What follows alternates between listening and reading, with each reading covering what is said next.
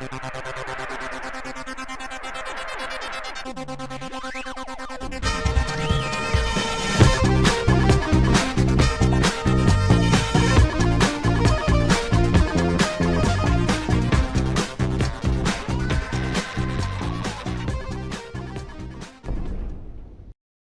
guys, welcome back. This is Matt Chat, episode 556, featuring an interview with my old pal, Neal Hallford. Now, Neal has been busy on a book about the Heroes of Might and Magic series, one of my favorite series. His book is called Heroes of Might and Magic 30th Anniversary Retrospective. Full color, 192 pages, 9 by 12 inches, published by Dark Horse Books. In this chat, we talk about that book, of course, but also a bunch of other stuff, including his retrospective party, I guess, or his anniversary party for his own game, Betrayal at Kondor, and Planet's Edge, and many, many more topics here. It's all, I think it's like 3.5 hours long. So, got a lot to cover. So, without further ado, here is Mr. Neal Hallford. Sounds good. I was looking around. I know I got your book around here somewhere. Your old book where you were talking about the ancient book, role-playing games and the design of those and all that. You co-write that with Jana? Yes, Jana. Jana. Yes. So it's like Dana except with a J.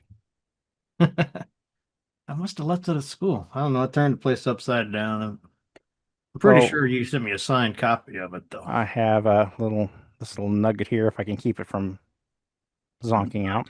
I got a copy of that too. 3. Yeah. Do I have the original? I have the original. I don't have the second one. But Betrayal at Kondor over there. Betrayal at Kondor. What the hell is that? Big honking boxes on ones.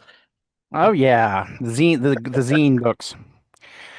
So that was my old roommate, Ron Bollinger.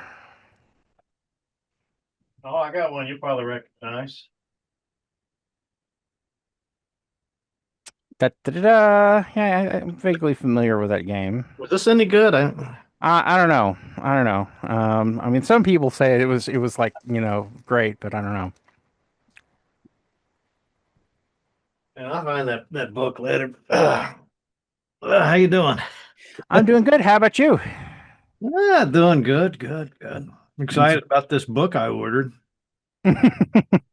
Not the one we were talking about just then, but a new puppy. A brand spanking new book. Jana help you with this one? No. This one was all me. I didn't have, of course, the last time around, I had, because the reason why Jana was even involved with that one is because I sold the proposal for Swords and Circuitry, and then that's the book I was thinking of. Swords and Circuitry. Yeah.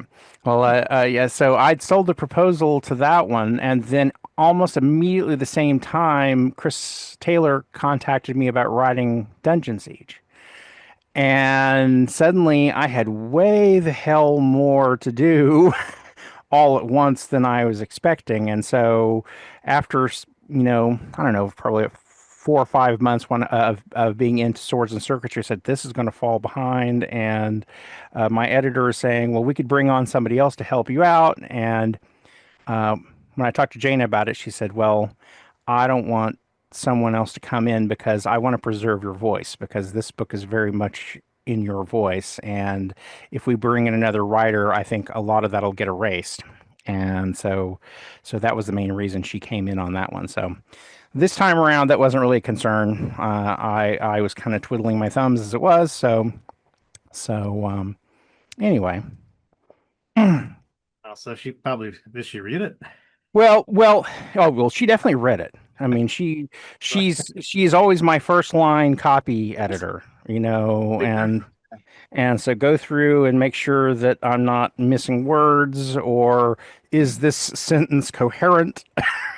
Little fiddly little things like that. So never let Elizabeth read anything I I Mhm. write. All she ever focuses on is like little typos and errors and like, Mhm. like what? Well, The book? Did well, you? I mean, I mean, honestly, that's the good thing for me because I mean, you know this from writing yourself is the hard part is you see things that you know are supposed to be there, but they aren't necessarily there. Yeah. So I mean that's always the frustrating thing is that you never know. So I'm always highly dependent on her to kind of help me make sure that I'm not uh, missing words or like I say, just make sure that this is coming in. It sounds right in my head.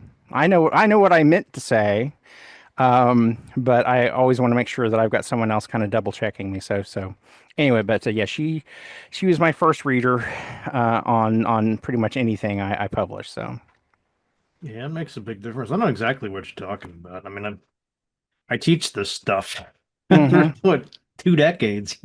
hmm Now still to be like, why do I have two ands? hmm Where's hmm my of? I yeah, mean, or the famous he rather than the. I always crack up with the when somebody's trying to say public and they spell it pubic. Pubic, yes. I don't know if that's ever come up, and I want to show this to the pubic, yes. we got to talk about this new book a little bit. I think. Huh? Is Okay, all right. Well, that sounds good. that all right? So yeah, We how will did that proceed. come about? So, um, how this started off was I got a email from my good friend Julian Peru, who your fans might know as being the guy behind Might and Magic 10. And Julian, so Julian, of course, had worked on Heroes 6 and 7, and then he was the guy who was the top dog, the guy who was in charge of doing Might and Magic 10. So this was like the reboot that came This out. was it was the one that was it was so it was the one and only Ubisoft Might and Magic title. I mean I guess you there was kind of Dark Crusaders, but that was more of a Diablo style, kind of action version of the game. But anyway, Julian got a hold of me via email, and we've been buddies since probably shortly before Heroes 10 came out. And he said, "You know what? They Ubisoft contacted me about doing it. I'm really buried on something else. I don't really have time to do this, but it seems like you might be a really smart person to write this title because you were there. You knew John Van Caneghem and New World Computing." Uh, and all of those good folks that were there for the origins of the game. And so I think this would actually be really something good for you to tackle. So he kicked me over to the people who are the current brand manager for Might and Magic slash Heroes at Ubisoft. And so I went through my little interview process with them, and they all seemed happy with me. And then they kicked me over to Dark Horse. And of course, Dark Horse is the actual publisher. And so Dark Horse previously had done these really nice, kind of slick books about RuneScape. I didn't even Uh, know they do like yeah. comics usually, right? Yeah, they're a comic publisher, but they also have been doing some gaming related stuff.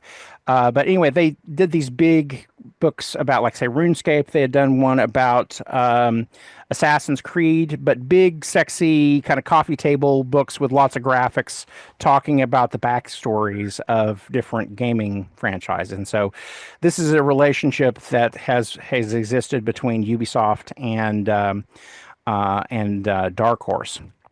So of course, again, Dark Horse makes big, pretty books, and so they thought, okay, this will be a really great opportunity, and so we'll take the Might and Magic franchise, and of course, the main reason for the book. So we haven't formally given the title here or whatever, but so the book is Heroes of Might and Magic 30th Anniversary Retrospective. And so, um, so I talked to the guy at Dark Horse, my great editor there by the name of Ian Tucker, and Ian and I, they didn't really give me any really, this is exactly what we want in terms of writing the book. And I said, but would you send me copies of your other books that are sort of like this, just so I have an idea kind of what you're shooting for here? So they shipped the books off to me, and I looked at them. And so the main thing that I thought is, I said, well, I think the main important thing for me is just to start, digging into interviews, and I'll kind of figure out what the book is going to be as I go along. The of Every course, editor loves to hear that. what? I bet the editor loved to hear that. Well, I mean, they had asked me for some kind of proposed chapters even before I had done any interviews, but I said, well, I'll throw out, some kind of stuff. But I said that my plan was each chapter, or maybe each chapter will be one game, or maybe a couple of games. And I said, of course, this is made more complex by the fact that the story of this is not just about Heroes of Might and Magic. This is the story of John Van Caneghem. It's the story of Might and Magic. It is the story of New World Computing, and it's very much about the birth of computer gaming as we know it in the 90s, late 80s, early 90s. And so I said, this is a really big topic, and so it's really going to be an issue of tackling the relationship between, a relation of heroes to the Might and Magic series, and also, most importantly, this story does not, we start off with JVC, we get Might and Magic, and then in between we get King's Bounty, because without King's Bounty, there is no Heroes of Might and Magic. Yeah, yeah, and I love that game. And so I said, so we have to tell those stories, the story about JVC, creating his first computer game, in his apartment, and then working on Might and Magic 1, then building New World Computing, Might and Magic 2, and just the whole story. So, the big thing first was just starting to try to interview everyone I possibly could get a hold of that ever touched this franchise. How many people? That must be hundreds. We are talking about hundreds of people, though not initially. It's just so funny because as you go through the credit list, like you hit Moby Games, and you start off with like the first Might and Magic, and then Might and Magic 2, and then King's Bounty, and of course you're seeing what I saw in the industry. So, full disclosure for those of you who don't know my own. What? 7 people on King's Bounty. Yeah, on King's Bounty, and so full disclosure for those of you, or those of your viewers who don't necessarily know who I am, or hasn't seen my long ramp. Well, I mean, they're going to still be some people who are joined your show who haven't necessarily watched my 10 hours of interview with you from the past. But anyway, so my first job in the computer gaming industry was at New World Computing. It was given to me by John Van Caneghem, who is the guy who created the Might and Magic series. And I came aboard between, they had just launched King's Bounty whenever I first came aboard at New World Computing. And so one of my first jobs there was actually writing promotional materials for King's Bounty for the Amiga port that was about to come out. When I walked in the door. And so I came in between King's Bounty, and then for at least a short window of time, I worked on Might and Magic 3 Isles of Terra. And I wrote the initial kind of story proposal for what would become Might and Magic 3. So Um, Gone a while ago. The third game. what now? It's the third one. I think you're just Yeah, you're yeah, just showing yeah, the yeah, box. it's Might and Magic 3, Isles of Terra. And so, um, so like I say, I wrote the original connection. So that's kind of my connection, not just to New World Computing, but also to the franchise at large. But again, there's, I wrote the big summary, the idea that there was, that this is going to be on a spaceship that's, semi-submerged, and there are a couple of little hints of things left over from my, little jokes, and there's a character, this whole subplot about Fortahall the Mad, and so that of course is a little wink and a nod to me. Um, but uh, but uh, but anyway, so the thing about writing this book and telling this story is the fact that this was at a period of time where the game industry is transitioning from largely a bunch of guys who started these games in their garages or in their apartments or their college dorm rooms, and the first Might and Magic was put in a Ziploc bag, advertised in the back of gaming magazines, and JVC is had a hotline installed in his apartment so he could take phone orders that he and his wife were answering, Michaela, and they were taking these phone orders out of their apartment at first, and that's how the first Might and Magic was marketed, was out of their apartment, and so being shipped in Ziploc bags, and so very not too long after that is whenever he finally gets brick and mortar. He hires several of his friends, Mark Caldwell being his vice president, who becomes a really important part of the story. And then I work with, again, later at another company called Rapidi. But I wanted to tell the story of the evolution of the early gaming industry from this, it's a home-based thing turning into a professional kind of environment, but also it's still not the game industry that it became just a few short years later, because it's New World Computing at the time that I was there was very much like a college dorm. Pretty much all JVC. That's what all of us called John Van Cannon, was JVC. JVC was the old man in the company at like 31, something like that. And all the rest of us were for the most part in our mid 20s. And so it was a lot more like a dorm room than it was a place of business, and it was completely nuts. And the beautiful thing about that early phase of New World was that we didn't have a publisher sitting on our shoulders and saying, this is when it has to come out. Pretty much John Van Canning says it's done whenever I say it's done. Whenever we play it, it's stable and we enjoy it. And when we're all happy with it, we'll put it out the door. And in the course of this book, you will see how New World Computing is changed by its acquisition by 3DO a little bit later on, and Trip Hawkins is starting to kind of drive the bus, and it dramatically changes New World. It changes the industry.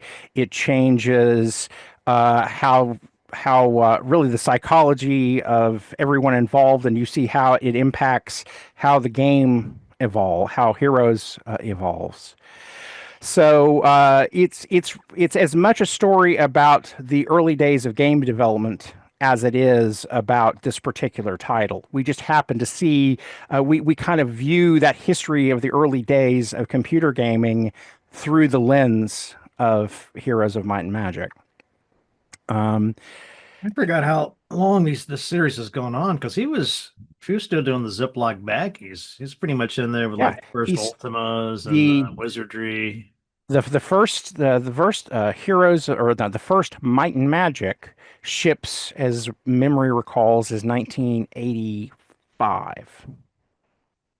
Is when the game. And so so I believe that was the first year. And of course, I always like to tell the story is the fact that, of course, while I think not 85, I believe is also the year that War Games comes out because I always talk about War Games. But the Broderick movie. yeah, the Matthew Broderick movie. Classic. And so it had huge impact on me, and I got a whole generation of us who became game developers because we all said, I love this movie. I want to be David Lightman. You know, even though the movie isn't explicitly about games, but he's trying to play a game, and he's becoming a hacker, and he's got all these kind of cool things. And so it's the smarter version of Ferris Bueller. But just talking about that movie War Games the other day, and I was commenting that, and I maybe it's been a while since I've seen it, so maybe you can tell me if I'm wrong here. But as I recall, the technology they showed in that movie was fairly accurate. Yeah, it was typical Hollywood nonsense. Well, of course, the director's John Badham, who of course gave us Blue Thunder and. Was he the director of the first Die Hard? Maybe, possibly. I can't remember, but I know that he definitely directed Blue Thunder, and he in that first movie, of course, was inspired by a real life event. It was not. It wasn't a documentary portrayal of that, but it was inspired by something real that happened. I think that actually was on the Russian side, which there had been a story of a Russian that was sitting in a missile silo, and he got an alert that there had been a massive launch of U.S. ballistic missiles, and so he had to make the choice about whether he was going to launch or not. Jesus. And so about any of this, wow. And so thank God that he said, this is an electronic fantasy. This isn't real. And so he decided, at the possible threat of being executed by the Soviet army, for refusing to launch his missiles. And thank God it was a mistake. And that was not, and similar incidents had happened, around the same time in the United States. And so it really asked the question of the trusting an electronic device to tell me, okay, there's been this launch. And so we need to think about, and so now do we want to turn this over to a computer? Do we want to build have the Whopper making decisions about whenever we should launch missiles? And of course, the creepy thing is this came up about a month ago, 2 months ago, where they were. This is it's ahead of its time. That movie, really. Yeah, and AI systems, and that's exactly what you're talking about. But and it all kind of boils down to do you really want to have something making decisions about when we launch or no launch be a computer that is fallible, and particularly. Accept. I can answer that now. Yeah, no. Shall we discuss AI? How many fingers? How many toes? But anyway, so War Games was actually based on some really scary accounts about things that had happened in both the Russian and the U.S. military, and so it and he did collaborate some with the U.S. Department of Defense on the film, and so yeah, it looked other than I think Hunt for Red October, which was around the same time, of course that was filmed with cooperation with the Navy down here in San Diego, and so they had a lot of people who were kind of consultants on it or whatever. So anyway, I mean, it's still goofy. There's a lot of weird, kind of silly things that happen in the context of it. But it was pretty well researched. I think he did a good job of portraying something that was believable, and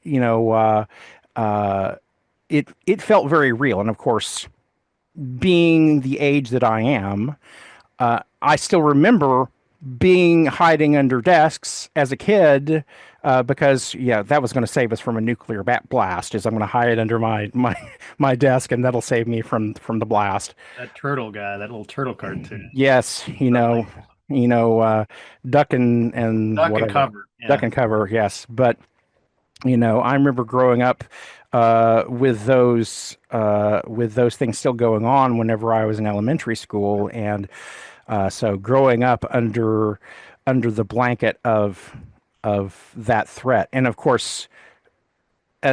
Also, something else that had launched at New World shortly before I got there was the game Nuclear War, which was based on the card game from Flying Buffalo.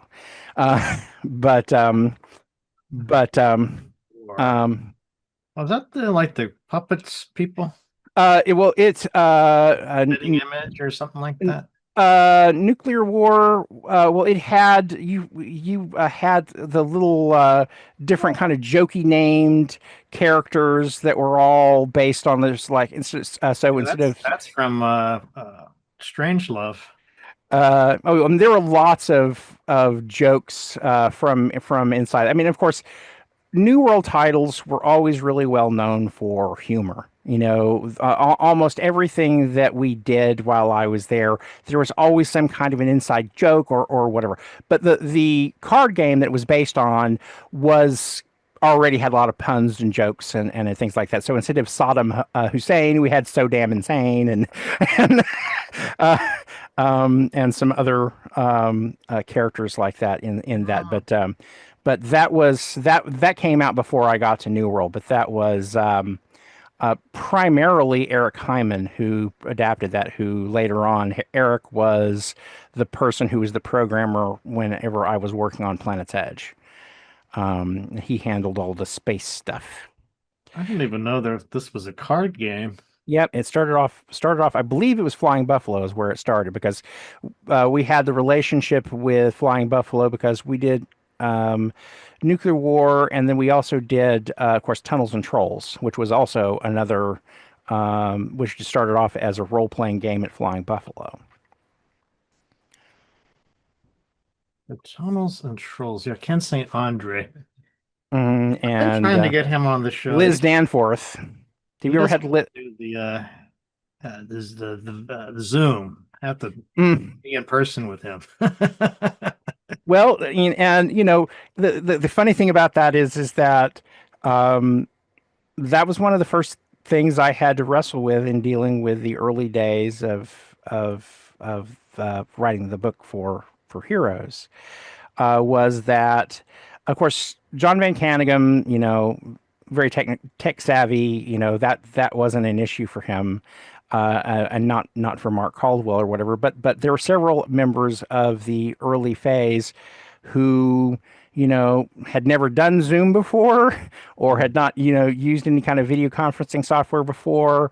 And the other thing too is that I'm still a whippersnapper at 58, going on 59 years old, writing this book.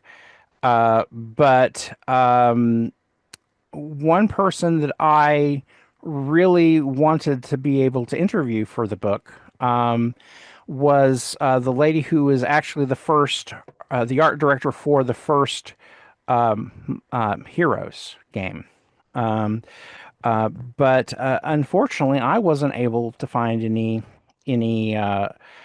sign of her. So I don't know if she has passed or if she is just someone that is not on any social media. But I tried, talking to various other members of the team, and no one had a number for her that worked. They had said, "Here's an old number for her." So I called someplace, and the number that she used to have is. I can't remember what is it. I think it's a real estate office or something. You remember her name? Yes, and of course, see, that was the danger. When as soon as I said that, I'm saying, okay, I'm going to have to remember. Julia. Julia, thank you. Yeah, I think I found Julia Ulano. Yeah, Julia. Can't find her. And so I tried desperately to get a hold of her for several months. Talking to other members of the team. I did searches through Google, and everything I came up with, I found an AOL address. I emailed the AOL address, never got a response back. And so, but there are several people that were involved in the earliest phases of this who either didn't want to be interviewed because it was so long ago, or I don't really remember too much about it, or in the case of like Julia Ulano, now someone that was her assistant art director, I think would have been happy to speak to me, but it was Bonnie Hemsath, and Bonnie and I were good friends whenever I worked at New World, but unfortunately she passed just, I guess, 2 years ago. And I tried to get a hold of her husband, but again, somebody else. I didn't get any response back from him. So again, I don't know if he has gone as well, or if he's just not reachable, or what the case is. But anyway, so talk to Michael Winterbauer, because he's what? like, Michael J. Winterbear Bauer. Bauer, yes, Bauer. and He's so on Twitter all the oh time. yes, yeah. So I did speak to Mr. Winterbauer. And of course, I spoke first when it came to art people, to Kenneth Mayfield, who'd worked on King's Bounty, along with Vince DeQuattro. And Vince DeQuattro is actually the first person to give us something that looks like Might and Magic, or the Heroes of Might and Magic, because he creates the art look for King's Bounty, and of course what Julia does, and Bonnie and the people who came thereafter all kind of were starting off with what Vince DeQuattro had created for King's Bounty. But anyway, but so there were some challenges in talking to some of those people. I'll say sometimes it's just a matter of that was 30 years ago, Neal. I have no. You remember everything from that. Well, I mean, I remember stuff that I was directly involved with, but even at that, there are some things about it's like Planet Edge trivia here for you. Oh man, yeah. Well, Planet's Edge. Well, see, it's hard for me because I've been writing up a bunch of stuff about Planet's Edge. I'm getting ready to dive into for folks that are showing up on my blog, because of the new book.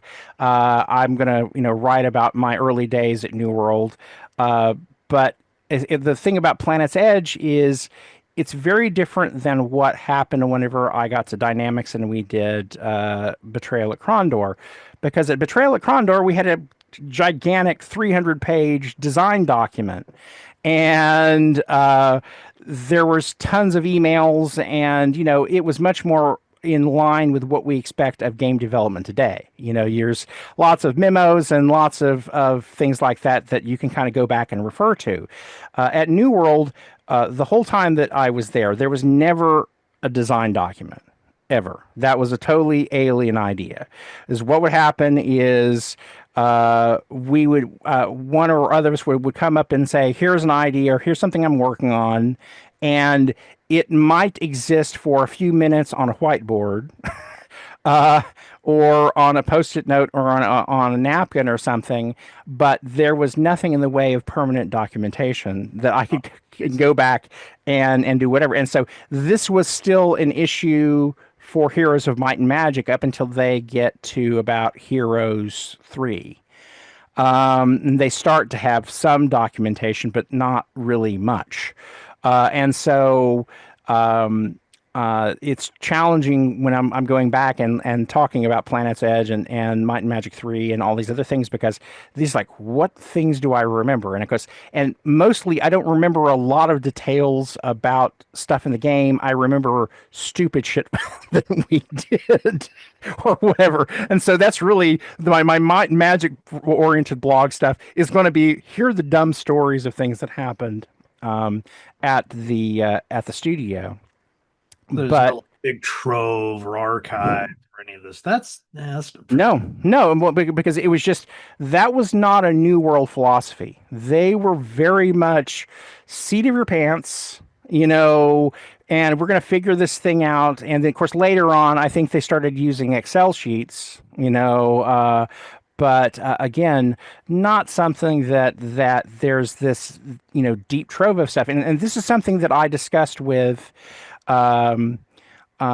with both Ubisoft and Dark Horse, I said, now the one thing that you've got to keep in mind is that, when I'm looking at RuneScape and the RuneScape book and I'm looking at the Assassin's Creed book, those Yeah. are both early, more recent games, and they have big troves of concept art and all of this other stuff that they're going to start off with. And I said, to be honest, the first three chapters of this book, or 3 or 4 chapters of this book, are going to be ugly.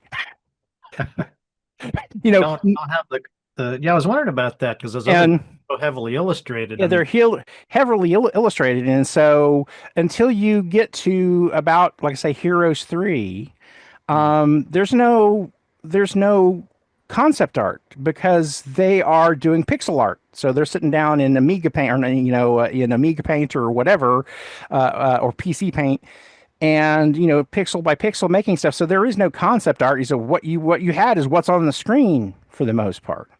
Um, and so it's not until about 3 where they started to get a little more formal with it and say, okay, let's actually do, let's do a sketch, let's do all this other stuff.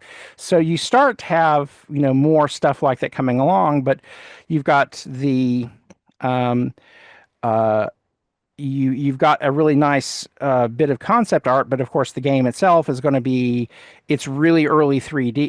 It's they were rendering out models in 3D as sprites, but it's not true 3D. Which one are we talking about? We're talking with starting with Heroes 3.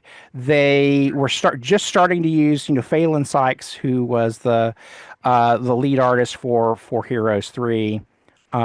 She and a couple of other guys on the team were starting to use 3D modeling software to create the assets for the game.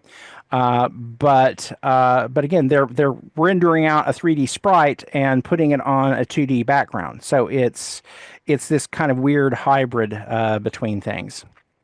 But so anyway, so that was one of the concerns I had whenever we first started talking about the book. As I said, those first few chapters are going to look kind of chunky, and as long and also just understand is there is no documentation, there is no almost nothing in the way of sketches for King's Bounty, for Heroes 1, Heroes 2. That stuff just isn't there, and so it's going to be a lot of me talking. And you can obviously put screenshots of that stuff on there, but it's going to be chunky, extra chunk. Unless they have an artist or somebody that could just draw stuff. Yeah. So well, and again, of course, it is Dark Horse, and so of course that's a good point. I mean, so I like I say, at this point, I don't have no idea what the book looks like. All I know is that I think they're going to probably start rolling the presses in another week or two because this should. I haven't seen like any of the final designs or anything. Wow. No, well, I mean, again, they're not writing the book for me. I wrote the book for Ubisoft, and Dark Horse is the publisher, and so they're clearing everything through Ubisoft. So I just take all the manuscript, throw it over the wall, and we'll see, or whatever. I mean, the good thing is that at least everything I hear from between Dark Horse and Ubisoft, they were happy with what I wrote. But like I say, I'm in terms of having me check the document or go, yes, this is pretty and this is whatever, and I am very low man on the totem pole. I'm gun for hire on this book. This when it comes to your writing, I always bring up this novel or novella, I guess, from Betrayal, because I love the story of like how he liked your story so much. That he turned around and wrote this. He's got a nice note in here too. I think. Oh yeah, he was. That is real writer's cred right there. Yeah. Well, that like I say, I was very happy that he gave credit to John and I for having created the original story, and gives us a big thank you in the book. And so Ray's been very good about acknowledging us and acknowledging what we had done. But I like I say, the one thing that even though Dark, I wrote it for, Dark Horse is the one that's handling the editing of the book and laying it out and everything else, and ultimately Dark Horse is the one paying my checks for writing it. I didn't write it for Dark Horse and I didn't write it for Ubisoft. I wrote it for John Van Caneghem. Oh. Because he wasn't involved in this until I said, hey, they've hired me to do this. Can I interview you? Because obviously he was my first interview. And because I just told him, all along, I said, look, I wouldn't have had a career in the game design industry or a career as a game designer if it hadn't been for you taking a chance on me in the first place. And, he was very kind to me and, a great boss while I was at New World. And so I let him know in no uncertain terms. I said, I'm writing, one of the reasons I wanted to write this book is because I wanted to make sure that your story was told, that the New World story was told. And I said, the book is called Heroes of Might and Magic, but as I say in the preface to the book, is that this book is about the heroes of Might and Magic. Oh, nice. And this is not going to be a book that you rent out and buy because you want to figure out how to get through, a particular map, or how to, if you're looking for a book that's there, so that's a totally different book. And honestly, there's the internet for that. There's plenty of places where you can go find strategy guides and other things like that. And honestly, all of that information is out there, has been out there for a very long time. And I said, that's not why someone's going to pick up the book and read 190 pages. I don't think. And I said, what I think, particularly since we were talking about this in the context of an anniversary, says, I want to tell the story about the people involved with these, how the development, and find out, what motivated them, what were the big challenges they had as they were going through products. And we see the battles and behind the scenes kind of stuff, just in terms of making sure this happens, make sure it goes out the door, and communicate the fact that there's no one, or almost no one, I would say, that worked on any of these games who was not a really passionate lover of this franchise, particularly once we get to the era, because the first 4 games of Heroes are, and of course King's Bounty, are created at New World Computing between 1995 and 2003, I believe, and 2000. That's whenever 3DO went under. And the rights came up to the game. Ubisoft came in, bought up the rights, and then the whole production moves to Europe. And it's a fascinating story to me because on the outset, I knew, okay, I know what the first half of this book is. It's John Van Caneghem, the rise and fall of New World Computing, and all of that stuff. And I know, if not all of the most critical people in those stories, I at least, I worked at New World. I know what that world was like. And also too is, I understood sort of the milieu in which those first four games evolved. But I said, once we moved to Ubisoft, I initially said, I was really honest with my editor. I says, I don't know what the back half of this book is going to be like. And I said it became even more, a little more challenging for me at first because with those first four games, you have, at least at the top of the chain, the same people are in charge. There's John Van Caneghem and Mark Caldwell, who go all the way through all four of those games together, as well as Might and Magic. And so there is a cohesive, coherent, kind of vision of what this universe is, what these games will be.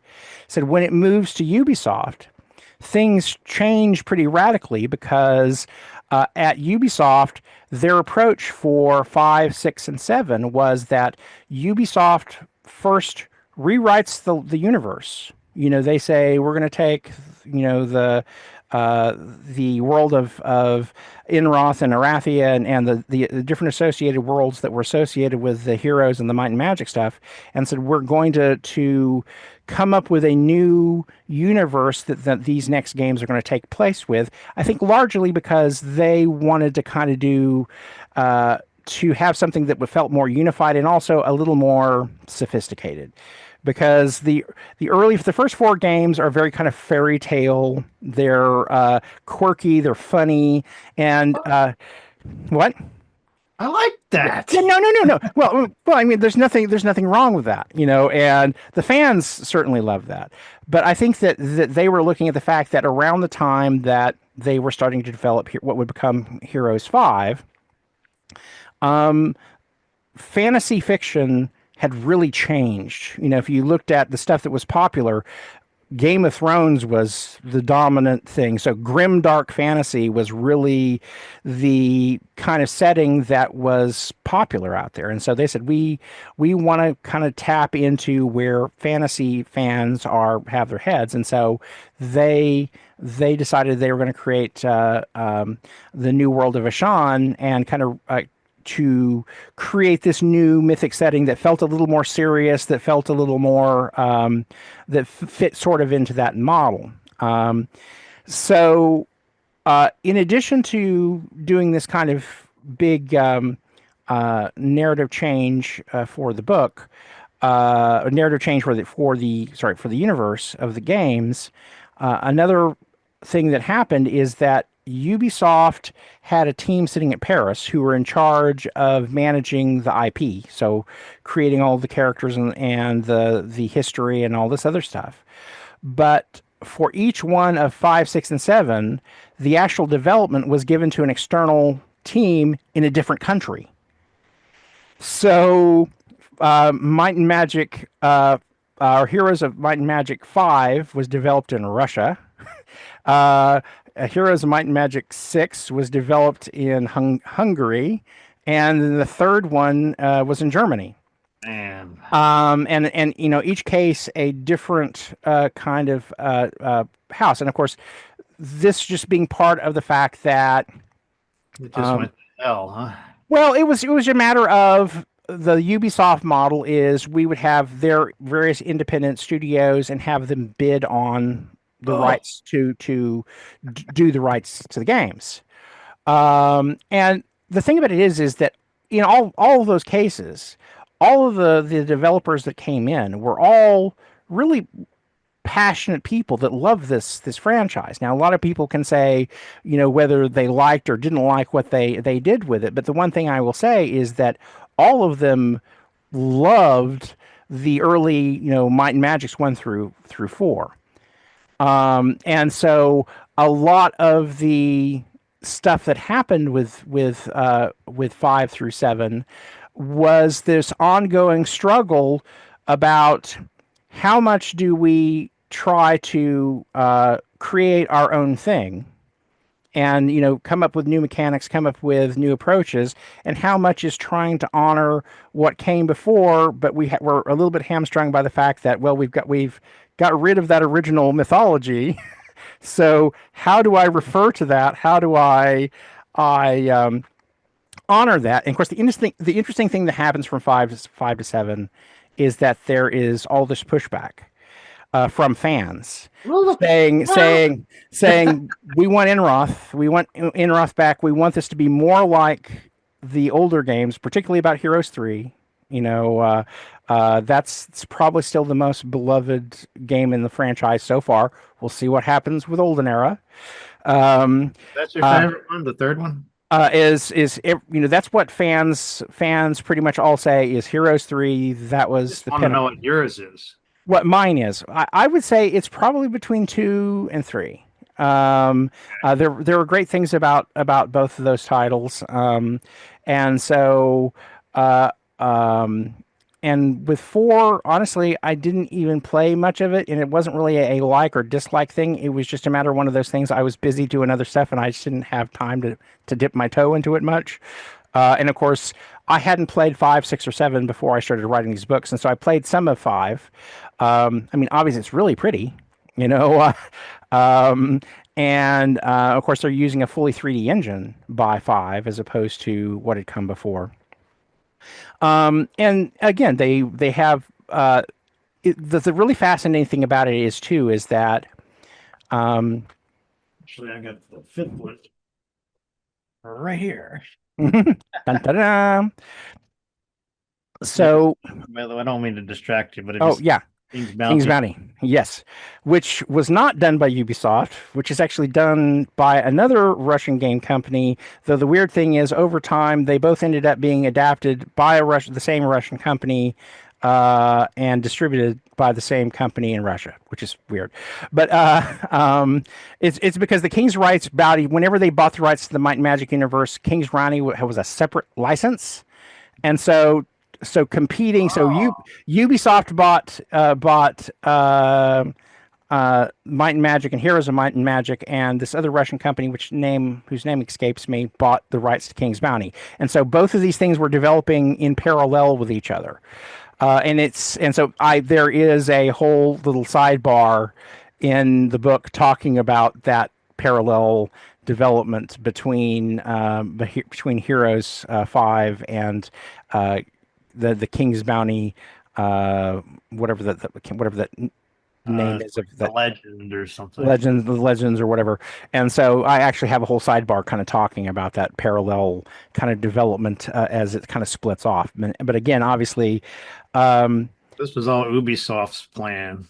but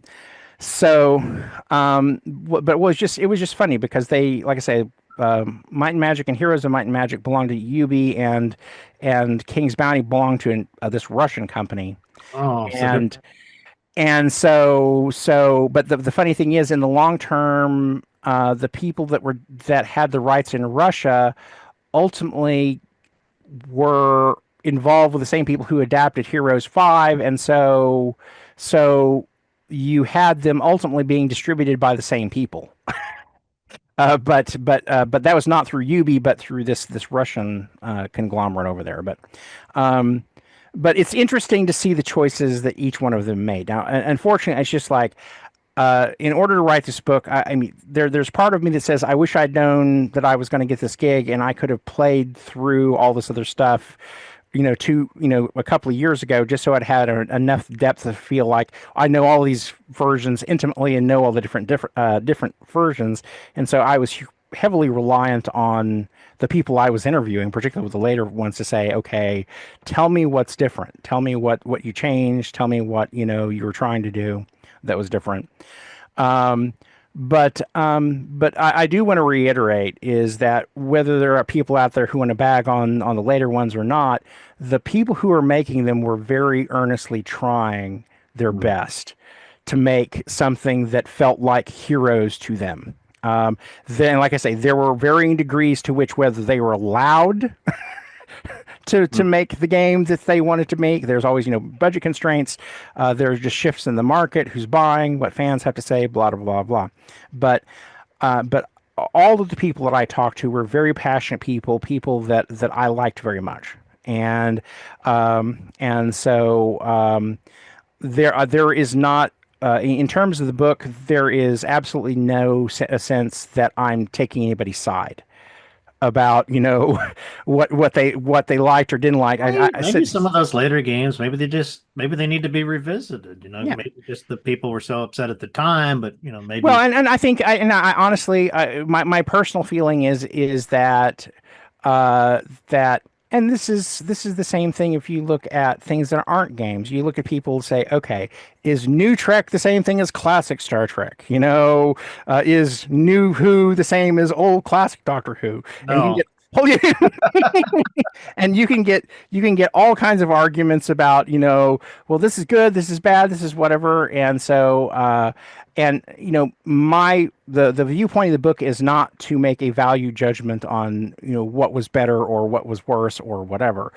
My standpoint is just to tell the stories of these people and the things they went through, because some of of what these developers went through, honestly, were just hell. Was just pure hell that some of these people went through, and I understand. And part of the other reason that I wanted to write this book is that a lot of times, these books like this that get written, they get written by journalists or people who don't really have an understanding of what it's like to sit in a game development company, particularly when things are going badly. Talking about like terrible crunch time and just the pressure and the stresses of trying to do the right thing. And sometimes the right thing is not necessarily possible. And so you have to choose the next best thing that you can. And some fans are going to excoriate you for that. And of course, fans don't care what you meant to do. What they care about is what was this thing that's in front of me, and I don't care what you meant to do. This is what I got, and what this is does not fit the box that I wanted this to fit in. So which of these games had the most hellish? I would say, well, there were two games that I would say were particularly challenged, and I would say that was the development of Heroes 4. Which of course is the last of the New World era games. Oh, I would have expected that one. So there was a lot of stuff going on, particularly with what was going on with 3DO, and there was just a lot of pressure going on where New World was basically the flames had been turned up under New World because really, honestly, they were the only developer that was part of 3DO that was honestly making any money for the company. And 3DO wanted them to make more games per year, because before they were making, a new game every 18 months, maybe 2 years when they were doing new titles. And now they wanted New World to be like Madden. I want you to ship multiple Might and Magic and Heroes games every year. And it was just an insane amount of pressure. And then there's some other stuff that happens at the end of the Heroes 3, because I don't want to completely give away all the good stuff or whatever. But there's stuff that happens at the end of Heroes 3 that severely complicates what happens in the events of Heroes 4. But it was that was a very challenging period at New World.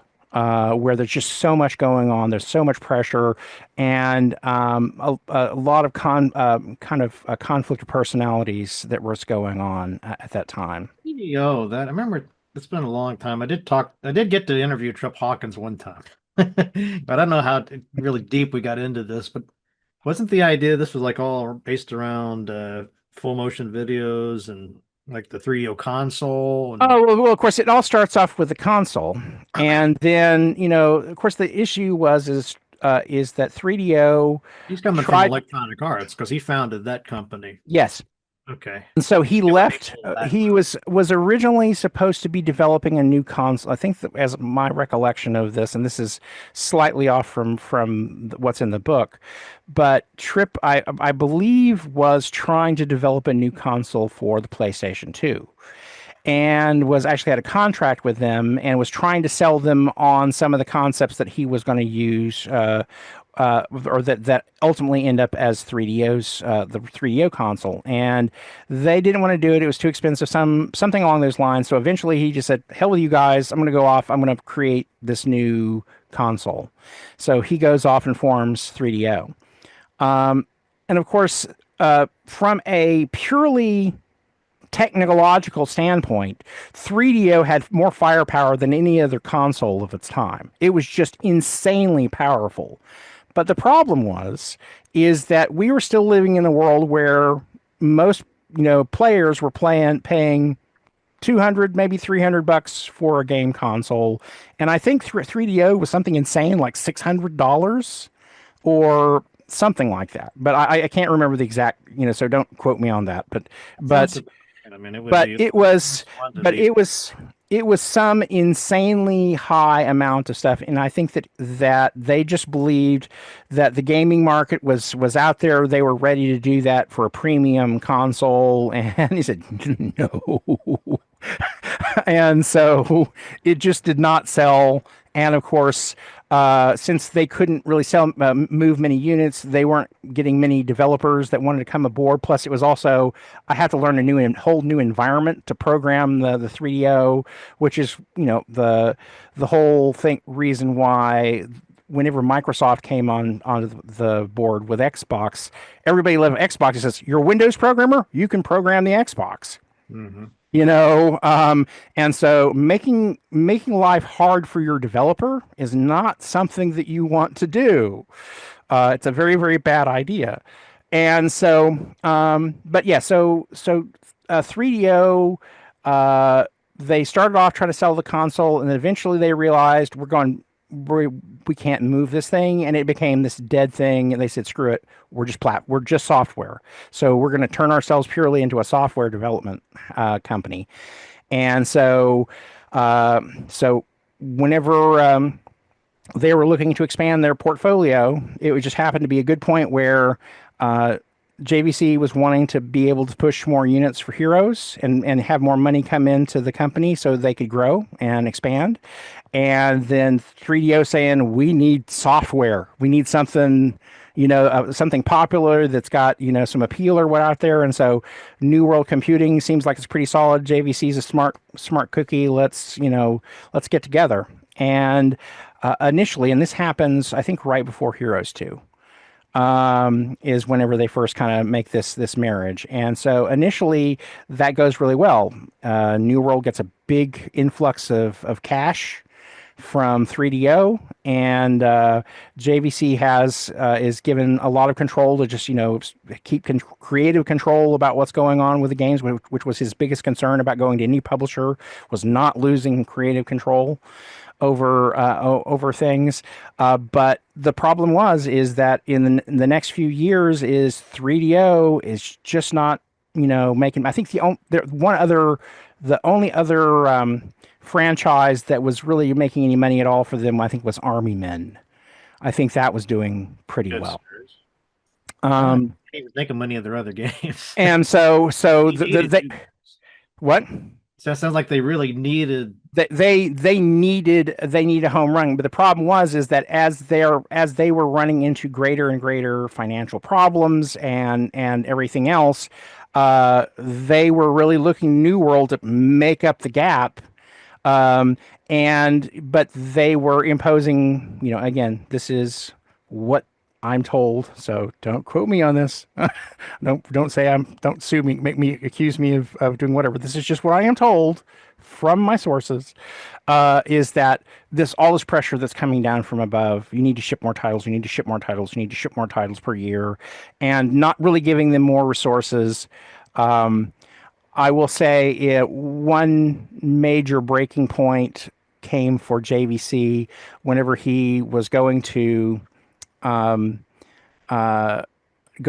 and says, he's pointing at Bethesda and some of these other folks that are out there and says, the Might and Magic engine is old.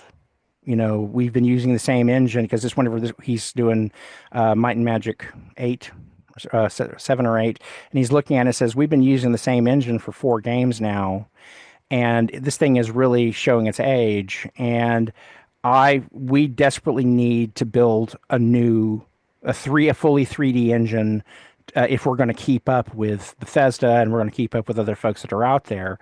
And he said, if we're going to stay ahead, if we're going to keep our head above water, if it's not even a matter of getting ahead, just so that we can keep treading water, we've got to have a new engine. And Trip wouldn't give him the resources to build a new engine, and that honestly broke JVC. And so, and it's that like their flagship product. You think they'd really be pouring everything they had into it? Well, of course, by the time Heroes came along, Heroes was actually making more money than Might and Magic was. Oh. And so, at the very end, Heroes was their money making machine. But an interesting story too, I think. Yeah, because that was almost a spinoff. Yeah, it was a spinoff, and it becomes, and I think part of it was the replayability. With Might and Magic, it's going to, if you're going to play the game, you're going to play for 60 hours or whatever it's going to be to play through the whole game. And Might and Magic, you could sit, or Heroes, you could sit down and I can play through a game in, a couple hours or an hour, depending on how crazy and how difficult the level you want to play it or whatever. But I think that probably ease of access was a little bit easier, with Heroes, to kind of come in and understand what's going on. You didn't really have to understand that much about my player's class. I mean, you have some notion about how that all works, but you don't have all the little fiddly things that you have to remember with a full-blown RPG.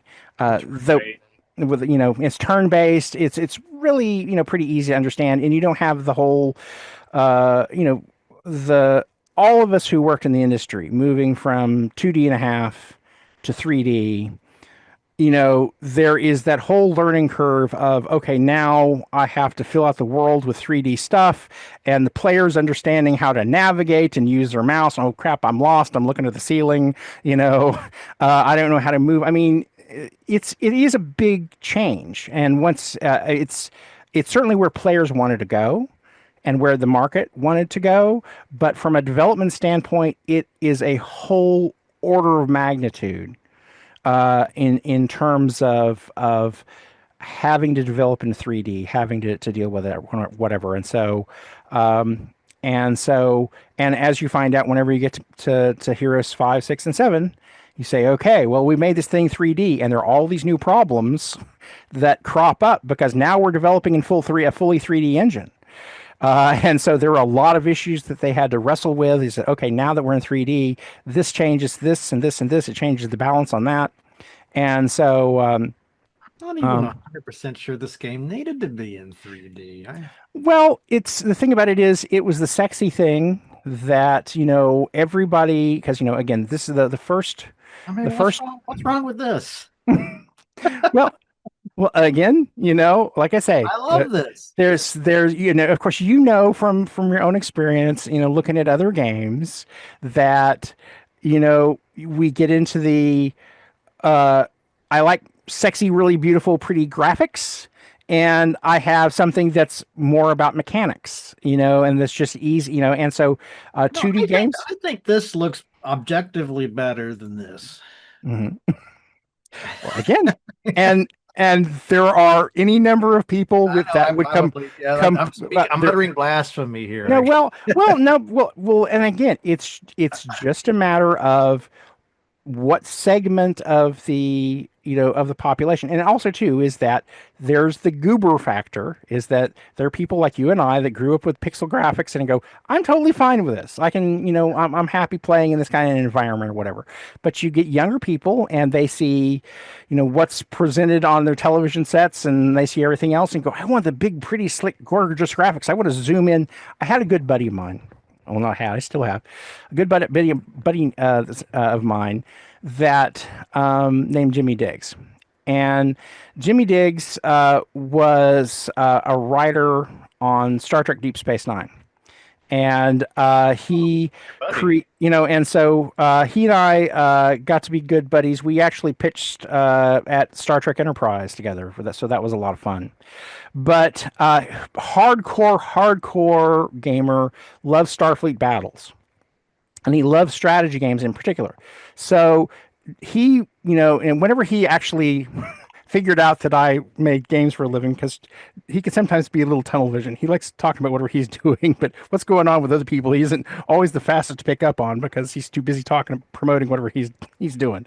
But anyway, once he finally actually figured out, oh wow, you make computer games for a living, so he wanted to develop a strategy game, and he got really hyper focused on I think Masters of Orion. That was one of his favorite games. Oh, that's a good one. And so I was going to take him to GDC and, take him on the show floor as my guest. And so he was talking about, I want to go talk to them about, I really didn't like what they did with Masters of Orion 3. They shouldn't do X, Y, or Z. And he says, and this is my proposal for Masters of Orion 4. And he wanted to be able to take the camera, zoom down, get inside the units and see like their faces and see all this other stuff. I said, Jimmy, And I said, I appreciate that you're enthusiastic about this, but this is going to completely break gameplay. You know, and this, we had the struggle when we were dealing with Lords of EverQuest. To what degrees we can move the camera down and we can kind of zoom in, and like the more you give individual units they can do, that's really cool. But now it starts to slow down gameplay. It starts to change the way gameplay works. And if you do all the things if we were to do all the things that you want to do with us, I didn't work on Masters of Orion, by the way. This was him wanting to go talk to the developers of Masters of Orion. But I was saying, if they were to do what you wanted them to do, it would no longer be any game you would recognize as Masters of Orion. Right. And so, but this has been. I've often used this example of chess. Mm-hmm. Like it makes no sense to make a 3D version of chess where you can like zoom all around the pieces and like watch it move from all these different angles. I mean, that's not it's not important to the game of chess. Though battle chess is sexy. Well, okay, battle chess, I'll give you that. I loved battle chess. Big fan.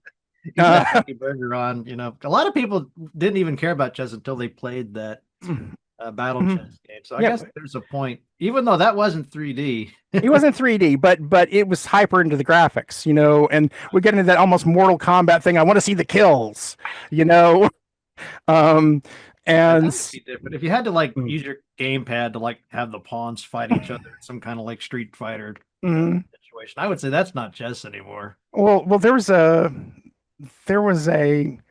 hilarious one. I never got to play it, but I heard someone tell me the story, and I think I may have even mentioned it in Swords and Circuitry, but there was a Japanese role-playing game. So you're traveling around on some big overland map, and so then so my party runs it. I see a group of monsters, so I'm going to go engage the monsters. So you go in to fight the monsters, but instead of a fight, it's a tennis match. And I don't know what this name of this game was, but it was a Japanese JRPG. And I would dearly love to have at least seen screenshots of that game or played it, because it was just so completely. But it's Japanese. It's just, as I said, that's the best thing you can say about it. It's Japanese. The only other thing you say, maybe it's like some Mexican programming where you're going on. There's two people come in, and then suddenly someone comes in a bee costume and go, "What the hell is going on?" Somebody watching this that knows what.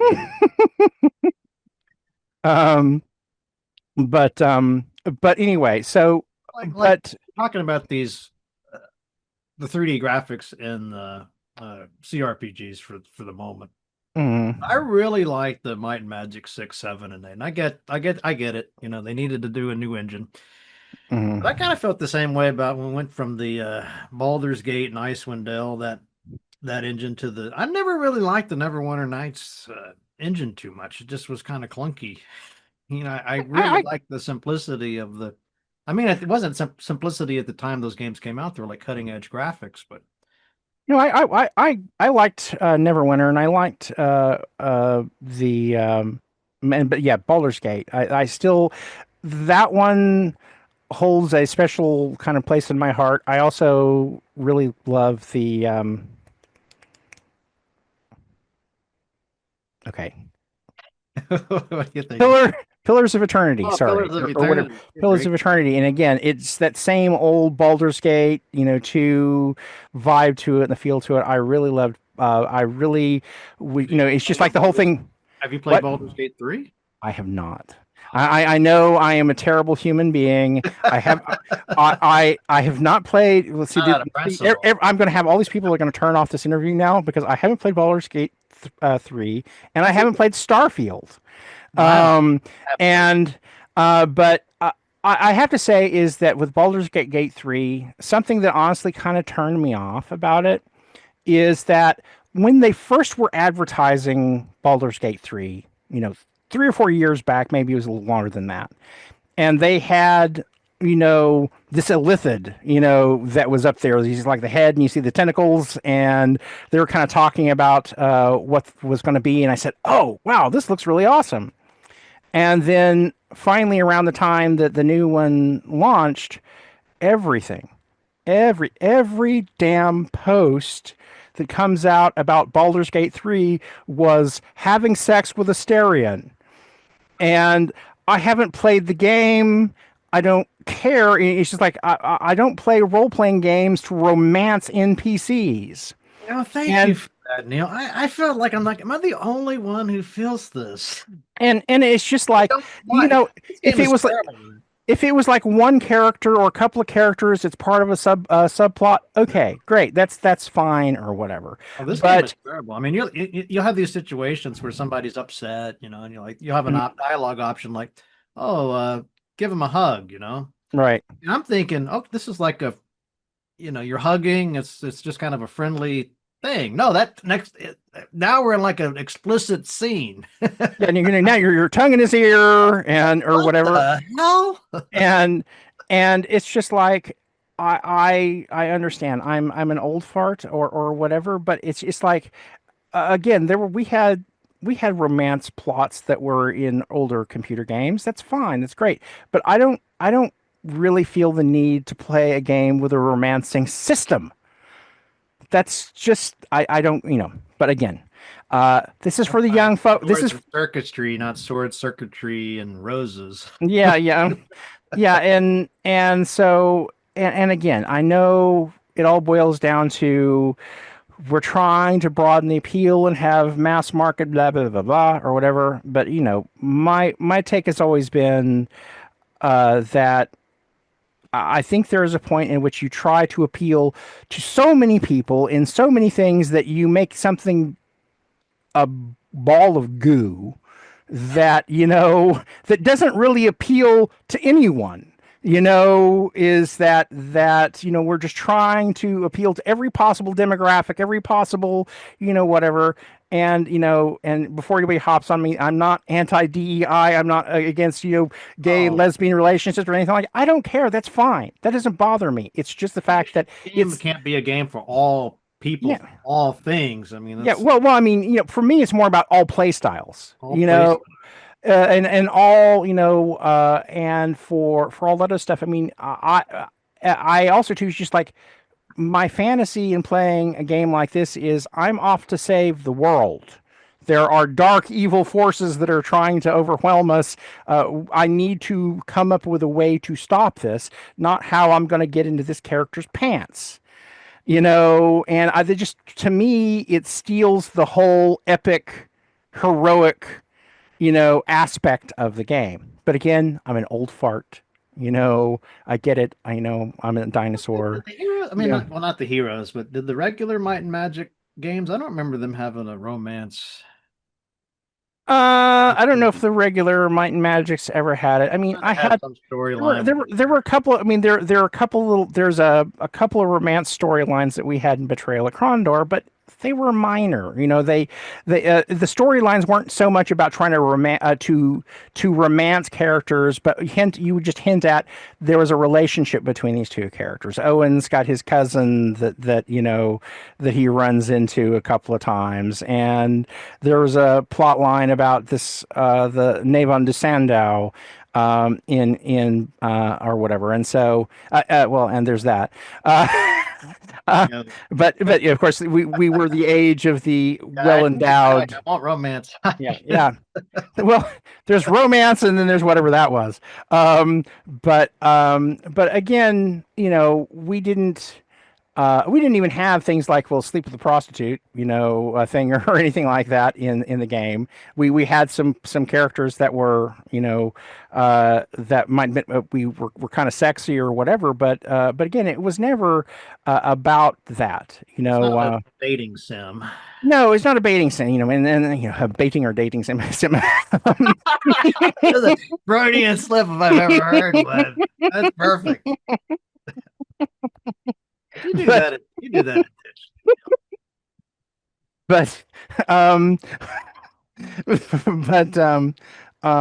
But anyway, so that's not something that appeals to me personally. I know there are people out there that it's great and this thing are all about, but I just looked at that and I said, this is 90% of what I'm seeing said about the game.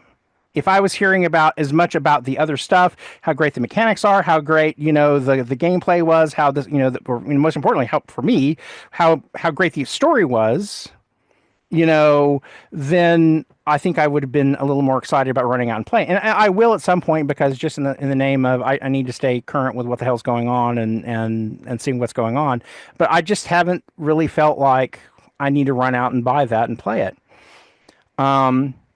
But Three. Well, I would say I'd give it a try. Just it's really good, but I'm with you on the romance stuff. And it caught me a couple times, and I'm just trying to have a dialogue, and I think they should have made it clearer, like when something's going to have a romance. Yeah, Like put a heart, make it pink or something. Give me a clue. Right. Just give me an idea about what trail we're about to go down here, and how much time am I going to have to waste on this. Because I think about just other games where I'm trying to, because it's up there with like manipulating a faction, in a lot of respects. I mean, I haven't played it, but I'm looking at the way is that if you're playing games that have strong factions, it's like I need to change the shift from this faction to this other faction. And there's a level of that's kind of interesting or kind of fun, but there's also the level of now I'm stuck with, okay, maybe the game has completely changed and I don't really know how that's going to impact what happens with my character down the road. And so that's always frustrating to me, but the flip side of the coin is, well, yeah, part of playing a game is finding out what the hell's going to happen when you do X, Y, or Z. And you can go back and you replay it and you say, okay, I'm going to play with the faction with these other people. And so there's definitely an argument to be made for that. Again, with the Might and Magic 6 and those games, those are like, to me, some of the best. I'd put them on like my top list of CRPG. I love them, Yeah, I'll be honest with you. I probably couldn't even tell you the story. It was just fun. It was just the world was fun. The combat was fun. All the places you could explore was fun. That's not entirely accidental, though, because I will tell you is that this is true with Heroes of Might and Magic, and it's true for Might and Magic in particular. Is that John Van Caneghem was not big on story.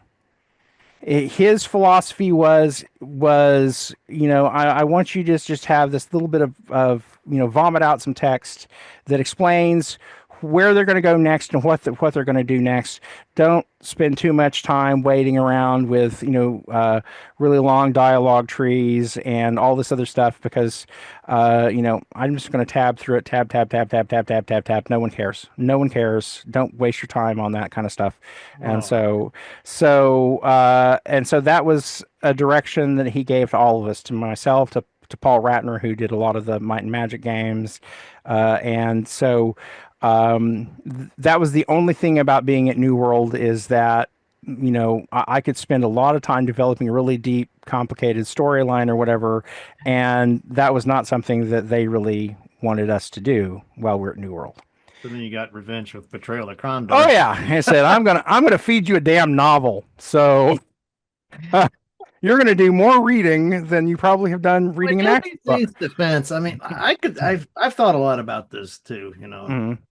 Like with some games, I'm into it. I'm focused on my characters, the loot, whatever it is. Right. I feel like, oh no, now I got to like get my mind out of that zone. Like pay attention to this really complicated Game of Thrones wannabe kind of, plot, whatever. And like, it kind of just takes me out, So I don't like games like that. On the other hand, I like Betrayal of Kondor.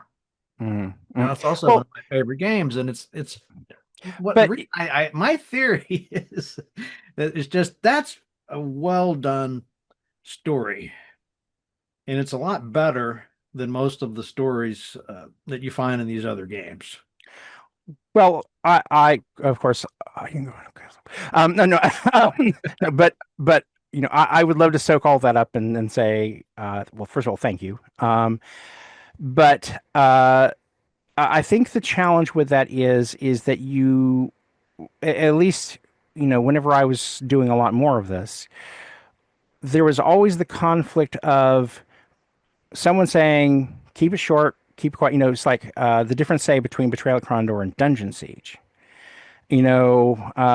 Chris Taylor, was definitely saying, I love what you did in Betrayal at Kondor, but this is an action RPG, short, sweet, That's the one with the donkey. It's got like a mule or something in there. and he was a little more interested in story than John Van Caneghem had been. But the value with my relationship with Chris was, he says, you're the writer, other than I hear a couple of guidelines about whatever, go for it. You do what you do. I hired you because you're good at what you do, and so I'm going to trust you to do it. But you have the argument with, well, players never read text. They just, tab past it, or players don't pay any attention to text. Like if I was playing Dungeon Siege and I come across this, well, I guess this is a page of a book. So you're saying that how many players would actually read that versus I mean, it was again, of course, Dungeon Siege is post Diablo, right? And so whenever Chris was developing that, he says, I want something that is like Diablo, but a little bit more immersive, and also the big thing of the never a loading screen. You're constantly walking through the world. You never have to stop for a loading screen. I mean, that was the one thing that I've always admired about Chris Taylor, is whenever he designs a game, he says, what is this? What crazy technological thing can I do? What is the new different thing that I'm going to come up with? It's never been done before. And I've always admired that thing about Chris, because he is not content to just sit on his laurels. He says, I am push the envelope. What can I do that's new? What can I do that's different? And I love that thing about him. And he's always trying to find something, a new way to kind of advance whatever genre that he's working in. Did you ever watch my interview with him? I don't know if I saw that one or not. No. It is a heartbreaker. Was this post Wild Man? Yeah, the Wild Man thing, and that man was in tears. Yeah. I mean, he was actually. I think I did. I think I did see that interview, because I was working with him on the Wild Man campaign, and the one thing that is interesting about Chris is that there are two faces to Chris. Not that he's insincere. It's just that no, it's not that he's an insincere person. It's that most people see the one persona of Chris in public, which is this goofy, full of energy, full of ideas guy. I love listening to him talk, because most of the time he's just, you never know what the hell he's going to say next or where he's going to go next. And sometimes he's going to say things that are just wildly inappropriate or whatever. But the thing I love about him is that there is no pre-calculation. He says exactly what's on his mind. And it's always an entertaining conversation with Chris. The other part that other people don't see as much is the fact that the private Chris Taylor, or the one that's known for those of us or that are friends of his, is that he is a deeply sentimental person. He is someone that cares very deeply about the world. He and I have had many conversations about, politics and other things like that, and just his distress over things going on in the world. And he is someone that would like to believe somehow that I'm going to make a game that changes the world and makes it a better place. And that is very deeply ingrained in who he is. Whenever he gets involved in something, this stuff is very emotional. I remember whenever we were starting work on Dungeon Siege, and he brought me up to, because I live down in San Diego and he's up in Seattle, and he brought me up to up to the offices just to chat about what we were going to do with Dungeon Siege, and he pulled out. He has all these diaries and journals that he wrote when he was in high school. And he was showing this stuff to me, and it was so funny because, again, I think because we all see this bombastic Chris Taylor, the funny one, the energetic one. Party guy. It's yeah. We tend to think of him as a party guy and say, I think there's a part of that that's an act from the standpoint of he's not really a party guy. He's got his boys. He's super devoted to his boys, and his kids, and but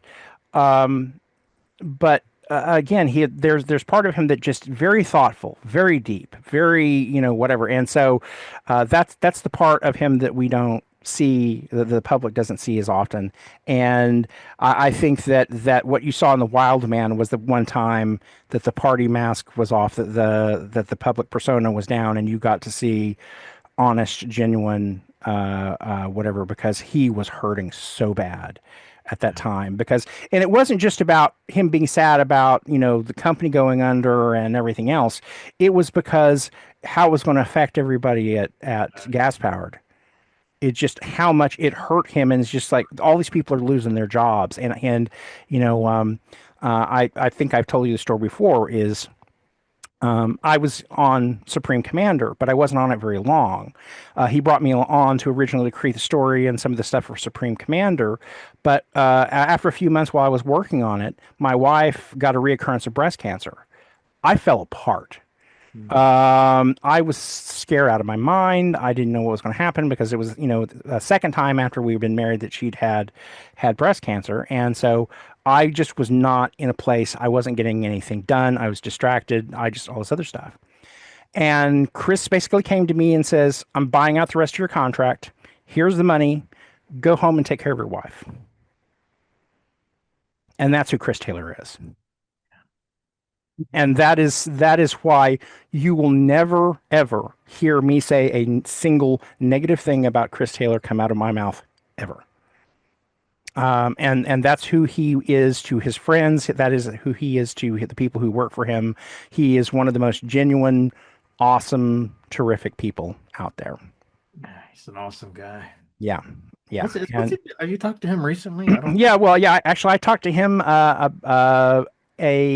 last year, and of course last year was our big year because we had the Kondor 30th anniversary event or whatever, and then sorry, that wasn't last year, that was the year before last. But this last year they had the Adventure Game Fan Fair. It was the first one they ever held. That's up in we did it in Tacoma.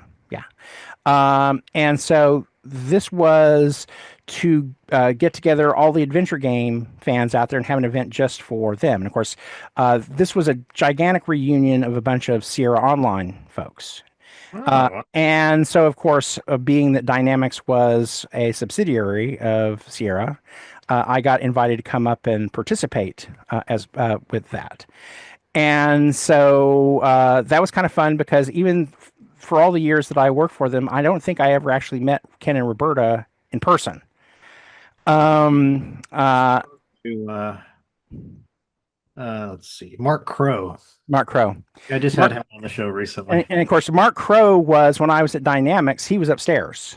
All right. And so he was working on Space Quest whenever I was working on working on Betrayal Kondor. I'm pretty sure I asked him if he remembers you. And so I right before I left, I did the manual before there were Star Siege Tribes. They did another game that was basically the game that was before it. It was Battledrome, drone robot. It was fighting robot game. I don't remember what it was. Fighting a robot game. Let's see if I can. It's around here somewhere, but anyway, I know what you're talking about. But it was the game that came before Star Siege Tribes, but same universe, same idea, big fighting mechs kind of thing. But I think it was more oriented towards just here's an arena and here's robots or whatever. And that was Mark's game. So one of the last things I did at Dynamics before I left was I wrote the manual for that game. But Battletech. what? BattleTech? Okay, Metal BattleTech. Tech. MetalTech. Yeah, BattleTech, whatever. Big fighting robots. Let's just call it that. Just big fighting robots. BFR. So you're working on the main. Well, that's it. So there's Earth Siege, but yeah, it's whatever came before that. It was the game that preceded it. Battle Drone, maybe. Maybe Battle Drome. That is it. That's Battle Drome. So I wrote the manual for that. Think of the Space Quest. There's my name at the top of the list of the writers. Oh yeah. Forgot about this one. So what's the year this came out? 94? So yeah, probably would have been 94, because they were obviously getting close to the end by the time I left. And so I left in April of 94. But anyway, I wasn't involved with the story or anything else. It was purely just they needed the manual written, and I was twiddling my thumbs while they were trying to figure out about what the hell they were going to do about the Betrayal at Kondor sequel that they were not going to do, but yes, they were going to do it. But not give me any budget or people or anything. I was just going to here's Betrayal at Kondor, recreate it with twigs and twine or something. But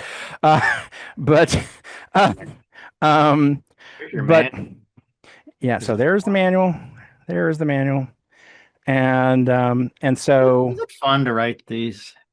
Oh yeah, I really enjoyed working on the manuals. Of course, there was also there was the lady named Sue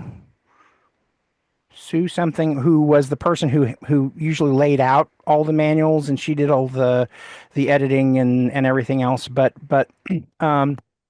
yeah, there were 3 manuals that I really enjoyed writing. There was of course the Betrayal at Kondor one. There was this one, and then there was a manual I wrote for Nox. I don't know if you remember that RPG from Westwood. Oh yeah. And so I wrote the manual for Nox. But it's the one thing at Dynamics that was a little intimidating was that the other games that we had at Dynamics, we had these amazing World War II, Civil War, kinds of games, and the writers on those games were people with masters and doctorates in history. And the manuals for those games were like taking a college level course on whatever. I mean, the manuals were amazing. Even if you never played the game, you would get an education reading those manuals.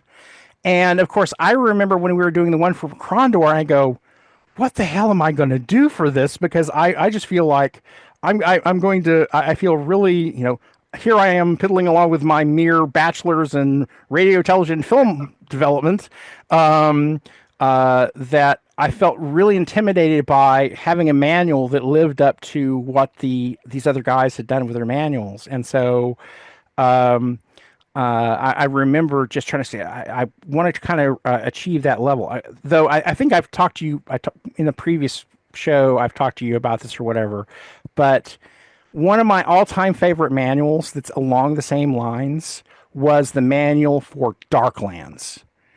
Oh yeah, I just did an X post about that. And Jay Hendrick. And I to this day I still consider that one of the most amazing manuals ever written. And again, even if you never played the game, if you just bought the manual and you read the manual to Darklands, it was just phenomenal. And so all the stuff that you ever wanted to learn about medieval history, it was a great crash course. It could have been a textbook. Yeah. We can show this because let's see what this. Yeah, I was just talking about this the other day.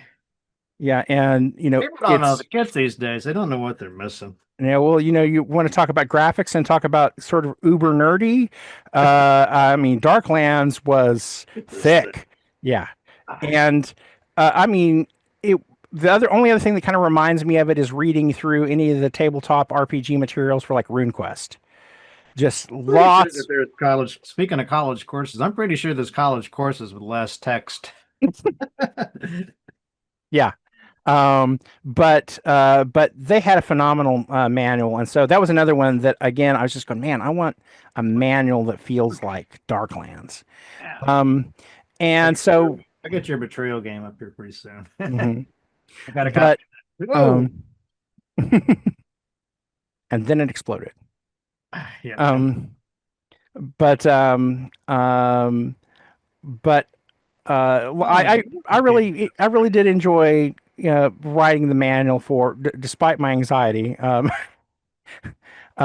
really did enjoy All uh, right, here we go. writing Betrayal's manual. Let's take a look at this one. And so, and it's not a super thick manual, but I liked all of the kind of side stories and trying to explain sort of the back histories of various things. And Oh, you know what? I don't think I have the manual. Oh, this is just like the. well, that's because we shipped it in a This isn't separate. the manual. In a, This I'm gonna be no, very we disappointed if this no is. no. We shipped it in a separate 20-pound crate. But no. What That the was hell? I mean, the this must collector's have been edition. an incomplete copy. This won't do. This will I'm not I'm do. so disappointed. And of course, before something actually that I did before Betrayal at Kondor is uh, I wrote the manual for Tunnels and Trolls whenever we did that. And then something that I actually really loved doing is whenever I wrote the hint book for Tunnels and Trolls, Dreams of the Dragon. And my approach to that was I had a big stack of Baedeker travel guides for different cities in Europe. And Yeah. I said, I'm going to write the hint guide for this as if it's a Baedeker's for this fantasy universe. And I really enjoyed That was kind of Tunnels and Trolls. those Tunnels and Trolls. And so just a really, the cover is just kind of beige looking, in terms of graphics, it was really simple. But the hint book was called Tunnels and Trolls: Dreams of the Dragon, and I really enjoyed writing that. I got Crusaders of Kazan here. It's not Yeah, the. yeah. So Crusaders of Kazan was the game, and Dreams of the Dragon was the name of the clue book. So it was Tunnels and Trolls, Crusaders of I Kazan, Dreams of the Dragon. So if you just look up Tunnels and Trolls, Crusaders of Kazan hint book, it'll come up under that. think I got the Kondor one here. Take a look at that one because I got it. Yeah, this is. Look I'm at gonna get to see if I can even find. more text from Neal. Well, look at but- the design of that though. That's pretty. Oh yeah. The lady who Sue. I'm blanking on her name. It's not big enough on my screen that I could read it. But Sue.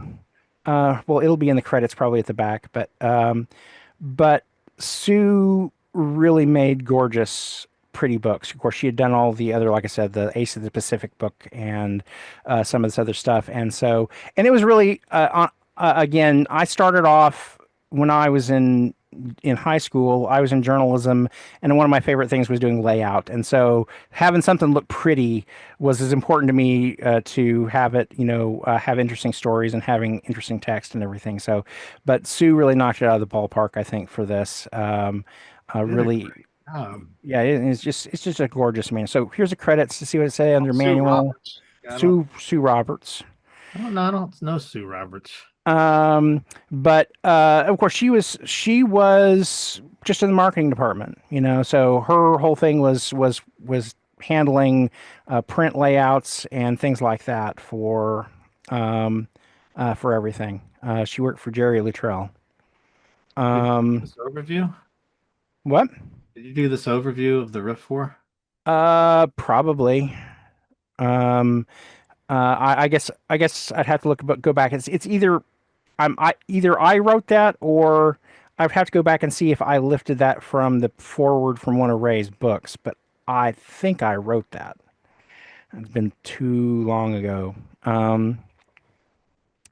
But Bringing back so many memories of looking at these pictures here. Mm-hmm, mm-hmm. Which looks so much better in the book than they did in the game. Yeah, who was that? John Cutter. Hmm? Yeah, I remember talking to him, and he sounded like he was embarrassed by Well, the thing the about it was is that green screen technology or whatever it was. well the thing about it was is that originally the whole screen capture stuff was not what we intended. Because what we were going to do is we were going to screen capture them purely for the purposes of having our little figures in the combat grid. Mm-hmm. And so we were going to capture the images for that stuff. But somewhere along the way that I think it amounted to, we didn't have money, or the lead artist didn't want to hand render the 500 characters or whatever the hell that I decided to have talking in the game. And so they just decided to use the 3D figures, but that was not at the outset what we were planning to do.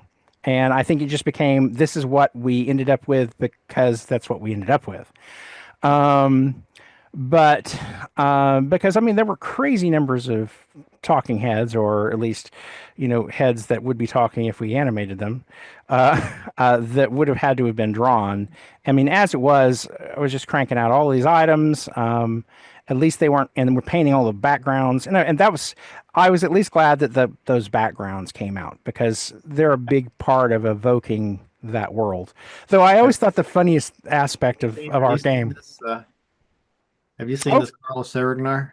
I am one of Damien's backers, so. Oh, that's awesome. This is like an homage to your game, right? Oh yeah, I mean, Damien has been a fan for a long time, and before he started building this game, he was talking to me about, says, you need to build a updated, remastered, version of this. Hell yeah! And okay, see, now you're talking about graphics.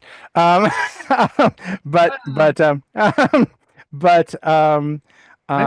of course, the thing that I have always told to people whenever they ask about that, I said, number one, it would be great to do that, but the biggest problem is, number one, I don't have any control over that. And you have a whole chain of complicated licenses that go with that. Because number one, there's Raymond D. Feist. But the that's no problem, right? It is Ray. Yeah, I'll just call up Ray. Hey, Ray. Gee, we should just do this. And there's so getting Ray to sign on for it. And of course, the thing about it is that Ray is a businessman. I mean, of writers I've ever met, Ray is the most businessman of any writer I've ever met, because, of course, he used to be the contract person for Science Fiction Writers of America. He knows how to write a business contract and make sure he's making his money.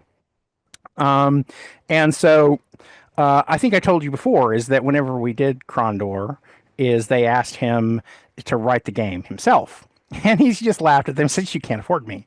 He says, what you want to do is you want to license the game, and then, you have develop it yourself. And so obviously that's the way things went. But anyway, so Ray, first of all, I don't know that he's super interested in it unless he sees a real opportunity to make a lot of money off of it. That would be number one.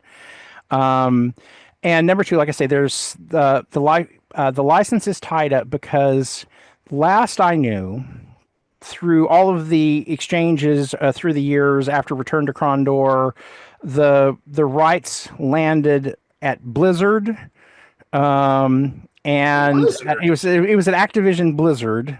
Because of after Sierra Online failed, and then the reboot failed, and then whatever. Over time, somehow the license ended up at Blizzard Activision, where it's sitting. I was told it was basically sitting in a file cabinet in a disused lavatory at the bottom of a pair of darkened with a sign on the door that says "Beware of the leopard." Sorry, Douglas Adams.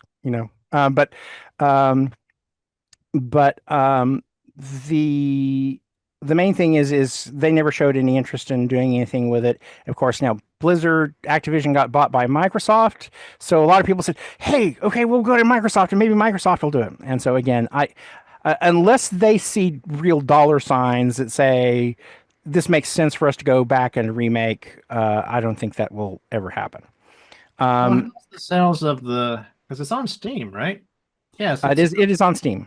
So maybe I don't know what the sales are for this, but I mean, it'd be a good Well, argument. I mean, it's on Steam, it's on GOG, and it does well for a vintage game or whatever. And it doesn't hurt that periodically RPG Codex or somebody else will come along and they'll rank. Betrayal of Kondor is one of the top 35 games or whatever we sync every year.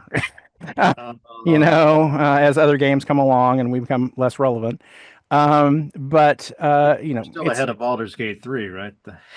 I haven't looked recently, but I probably not. Like a list somewhere. What are you talking about? I would say, but Codex always does like every year, every couple of years, they'll do a new survey, a poll of what's the best RPGs of all time. And so I haven't looked in the past year or two, but we usually ranked at least in the top 30 or so of classic RPGs. But Codex always loved us. They were always very nice to me. But then Arcanum, and so lots of great stuff on the list. I can't argue with a lot of the choices they made. Yeah. Gothic 2, Underrail. Wow, that's a new one. Well, I guess it's not new. That's 2015. Oh my god. 1001 Jagged Alliance? Is that even an RPG? Okay. Ultima Underworld? Disco. Yeah. Come on. Where is it? We may did they put wait a minute. Scroll back. Did they put Return there? Return to Kondor? No. I thought I saw the box cover for Return there. You didn't write that one, did you? A little bit. Look, there we go. It's right above yours. Baldur's Gate 3, and then Betrayal. Just a Betrayal of Kondor. So where are we at? 34? How are you both at 34? What are you, like, tied for 34? We're tied. Okay. All right. Tied with Baldur's Gate. So another fun story. This is something I didn't find out until, since we're talking Betrayal. What are the odds of this, Neil? This is like freaking me out. We're just talking about. Well. So this is kind of a funny story that's kind of related to this.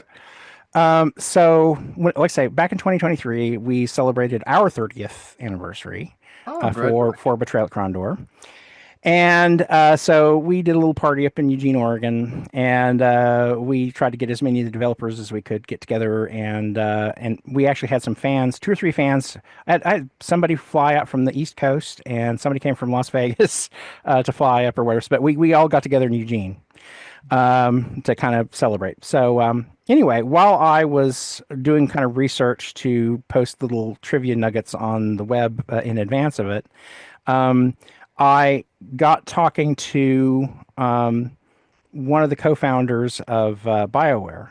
And so my brain is blanking now on which one I talked to. There's the 2 guys, and there's... Who am I talking about?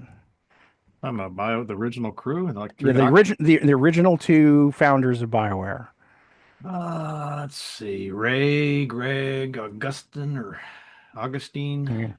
Ray Musica. I never know quite sure how to say his name. I don't know if it's Ray or Zeshik,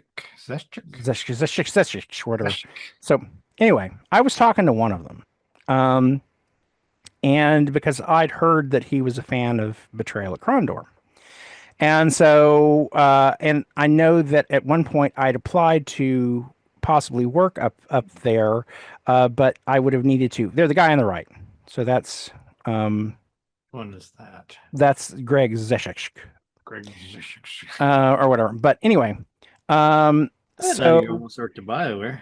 So, well, no, I sent an application up there, but of course it was like I would have needed to move to Canada. I was living down here, and it's just like I can't I can't. I would love to. Where I said were you? I was living here in San Diego. Oh, in San Diego. Yeah, I Oh, live in San Diego, and so San Diego, um, basically and the same, and right? so what? It's basically the same, isn't it? San Diego, Seattle, I know, Vancouver, I know, all the I same place. But anyway, so know. I'd heard from over the years that they had been fans of Betrayal at Kondor, and so I wanted to ask just ask him about what his history was with it, and he told me, says that they had actually founded BioWare because they wanted to make games like Betrayal at Krondor.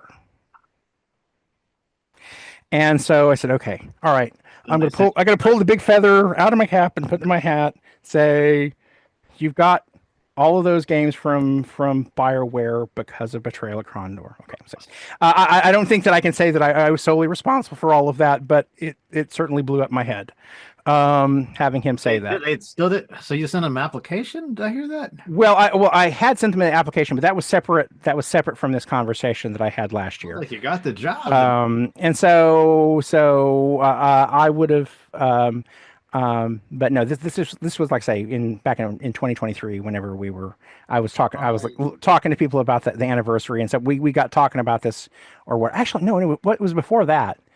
It was whenever I was trying to find people for Lockdown Con, because I was going to have a panel of big RPG guys as a panel, and so I approached him about being on that panel, and so that's how I found out. Not part of that.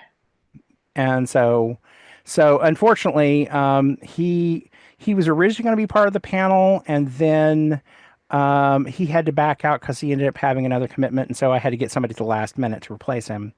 And we ended up with a great panel, but anyway, so anyway, that was I did not know that little nugget of stuff, and so I would love it if he actually publicly posted that somewhere, just so that I can say, see, he actually said it, and this isn't just me bullshitting you. But like I say, I for about 5 or 10 minutes, I was completely insufferable. I never got to talk to those. I've talked to Brent Knowles on the show before. Well, of course, They're kind of hard. Mr. You will also too is that Mr. Zeshik no longer works in the game industry. He went off and took all the money he made, and he's doing like biomedical stuff. He went back into the field that he left. Yeah, I think yeah, where he went back into, he basically took all the money he made in the industry and he went back and he's doing biomedical stuff. So I don't think he's done anything with games related stuff in recently. But super nice guy, super friendly.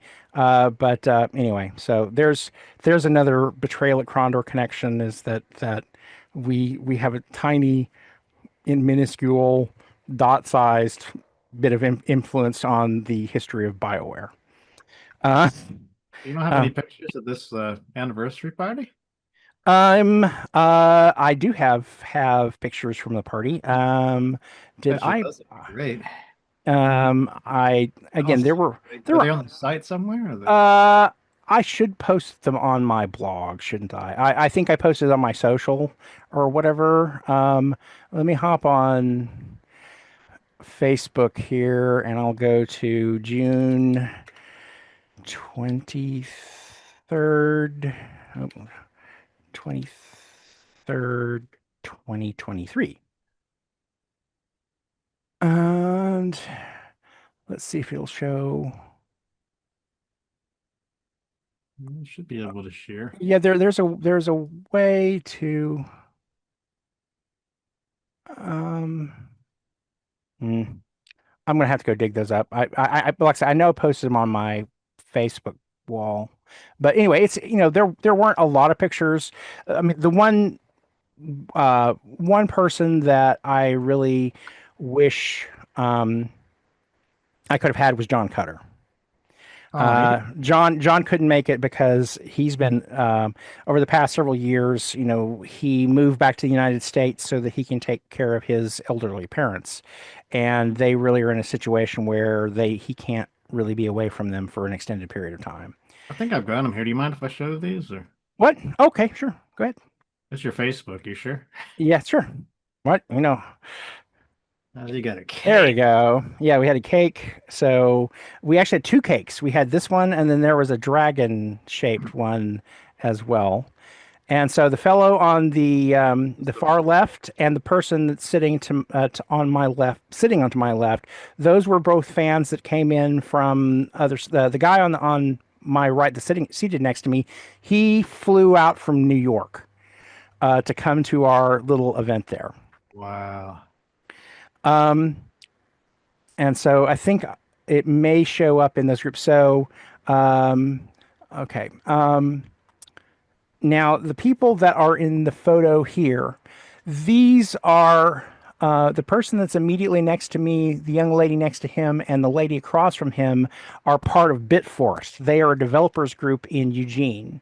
And so they didn't work on Kondor themselves, but they are they're trying to work on new games there in Eugene. And so all very nice people. Now, the gentleman seated across the table from me is Vance. Vance was he was the head 3D modeler for Betrayal at Kondor. Oh, And the gentleman at the end of the table, I am drawing a blank on what his name was, but that's who that was. The couple that's the gentleman and his wife that are seated against the wall, some other people that came out, they came from Las Vegas. The standing gentleman and the boy, the standing gentleman is Joseph Munich. He was someone that came in late during the development of Betrayal at Kondor and was one of my assistant designers, and that's his son. this was a. What, are we still looking at the same thing? Yeah, this is you're just looking It's at a rubber duck here. So Jaina, before the event, Jaina went out and she bought up a bunch of gamer ducks, and so we were giving those out as party favors to people because Eugene, Oregon is the University of Oklahoma, and that's the Ducks.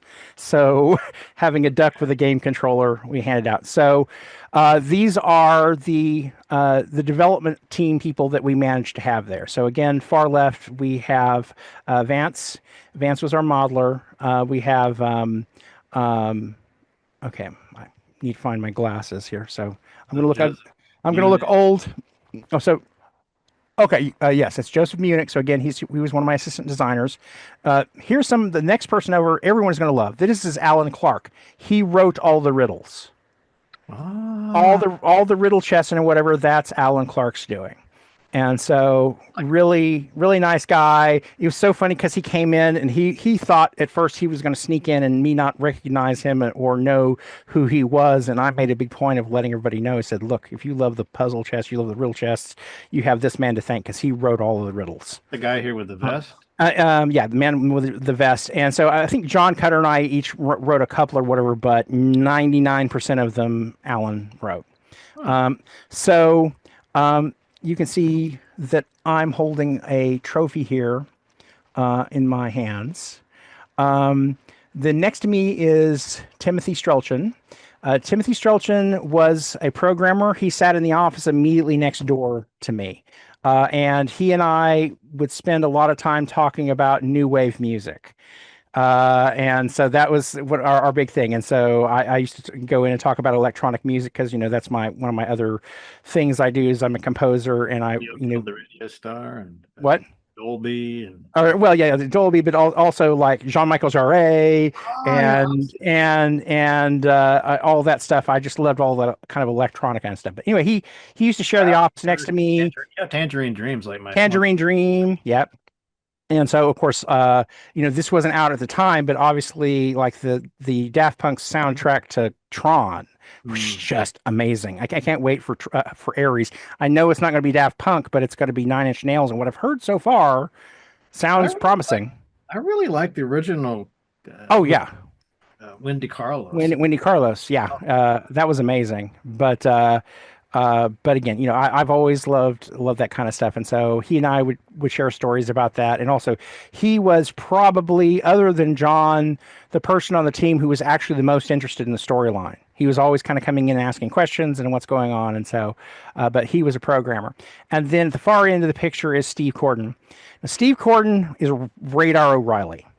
I would go in to ask Steve about, I need a function to do X, Y, or Z to populate, the treasure chest or whatever. It would just be whatever some weird utility I would need done, and Steve would just kind of nod his head and he'd say, "Yeah, I finished that last night or whatever. So I just have it commented out in the code, so I can uncomment that so it'll work." And just whatever I asked, he would psychically know what I wanted him to do, or would like him to do. And so, but Steve Corden, he was married to, well, he's still married to a very sweet gal by the name of Michelle. And they were, like I said, just the nicest, sweetest, very quiet. Well, Steve's very quiet. His wife was like a drama person in high school or whatever, and so she's kind of bombastic. So they're kind of cute little couple. But it's so funny because one time John Cutter and I were sitting in his corner office, kind of looking out the window, and it was winter, and Steve and his wife were crossing the parking lot to go to their car. And I remember said, those are just two of the nicest people I've ever met. And John says, yeah, but they're probably serial killers. Probably. I like this T-shirt you got here, Betrayal across. Oh, so you got okay. like that one. There's like that one. The one in the photo here. I like that one too. So was this like a T-shirt that you had made for this, or that is of course I had an original T-shirt that we had at the time, but over time the back of it has just got all crunchy and lines broken through it, because it's how those things are. And so I went down and I found the original cover art, and I remade basically said, this is a recreation of the original T-shirt. It's almost identical to what the original T-shirt. The only difference is the image on the back of the shirt is bigger than what was on the original T-shirt. But anyway, so you just made the one. Yeah, no, I made a couple. I made one for some of the other team members, and I have a couple other people that are big time fans of the game. And so I just said, just tell me if you want, I want one, and so I'll run one off at the store and send one to you. So, but the other thing, aside from, we did the live in person event, which was what we did in the evening on the day of the anniversary. And then the next day, we did a live online event where I got people on to kind of talk about the game. And we started off with an interview with myself, John Cutter, Vance Nagel, Bob Lindstrom, who was the producer on the title, and we had I said his name a little bit earlier, but he was the head of the marketing department at the time, head of marketing for them, who was unfortunately Jerry Luttrell. He has unfortunately since passed. And so I had a buddy of mine kind of play moderator, and so we did round robin. Oh, we also had Cher Altucker, who is the person who did all the costumes for the characters. She was on there. So we did a big online event. And then after that, I have a friend of mine named Jen Cobb, who is a Twitch streamer. And so she went on and she interviewed different people that are fans, and so she had them kind of talk about their own experiences playing the game. So we had this big, streaming event that was like 2 or 3 hours long that we did, and that's still available on YouTube. Man, it's so good to have been made something like that, and still have all the fans and the love for that. I mean, well, it's it's really amazing to me that there are that for Heroes and for Betrayal at Kondor's, because again, Kondor is 32 years old now this year. And of course, Heroes is turning 30. It's longer back if you take it back to, it'll be 35 years really since King's Bounty, which is honestly where it starts, or you want to push it back even further than that, then it's 45 years if you go back to the origins of Might and Magic. Uh, We should probably talk more about the book. I did have some people that sent in some questions. I don't know. We probably want to hit a couple of these questions. Well, we'll hit a couple of these questions. Let's, just for giggles. Okay, let's see. So, will the book feature any interviews? I think we know the answer to this, but will the book? This is from Tavern RPG. Mm-hmm. Will the book feature any interviews or snippets with game developers such as John Van Caneghem, David Mullock, or perhaps the composers such as Paul? I was going to ask about this. The composers Paul Romero and Rob King. Mm-hmm. Questions.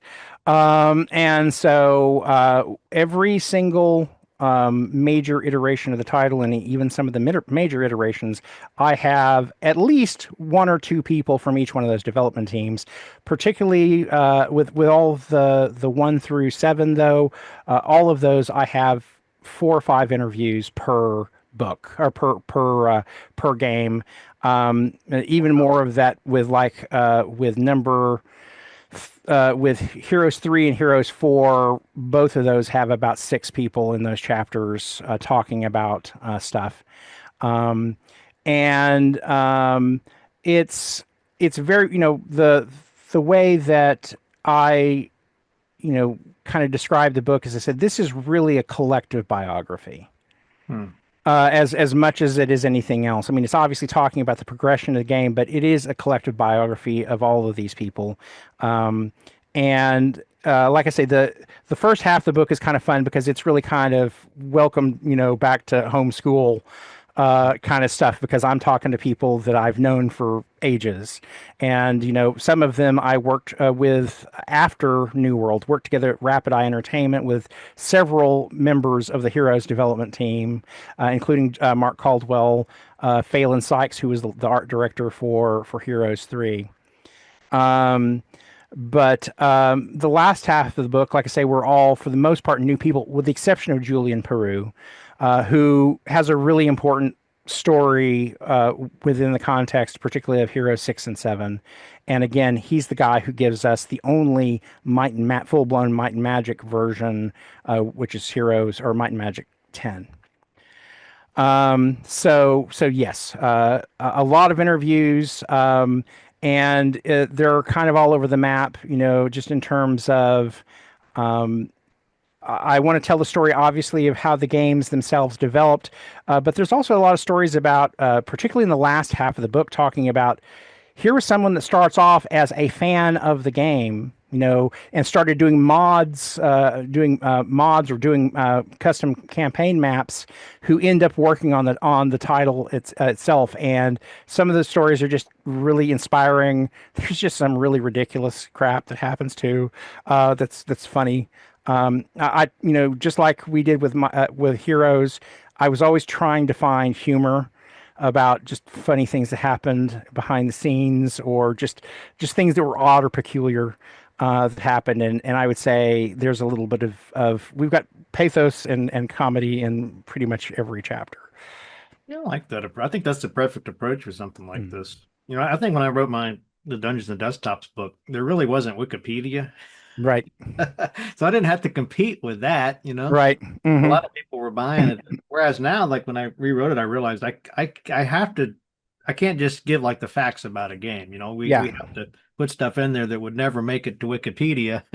Well, and you could just look at that, Yeah, well, and also too is there's And some, I know that whenever the book first got announced, I had some people on Reddit that were asking me a question about whether there would be any new information or whatever in the context of the book. And I said, well, in terms of new information, that's hard to say in terms of what information you already know.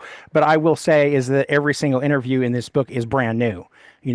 So I interviewed, I don't know, 50, 60 people or whatever in total for this book as we went along. And most of those interviews were an hour or interviews. What?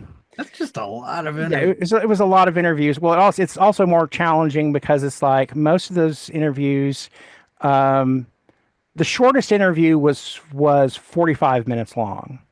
And that was because I was talking to someone who didn't really have a lot of really super exciting information about it or whatever, but I wanted to get this one kind of viewpoint.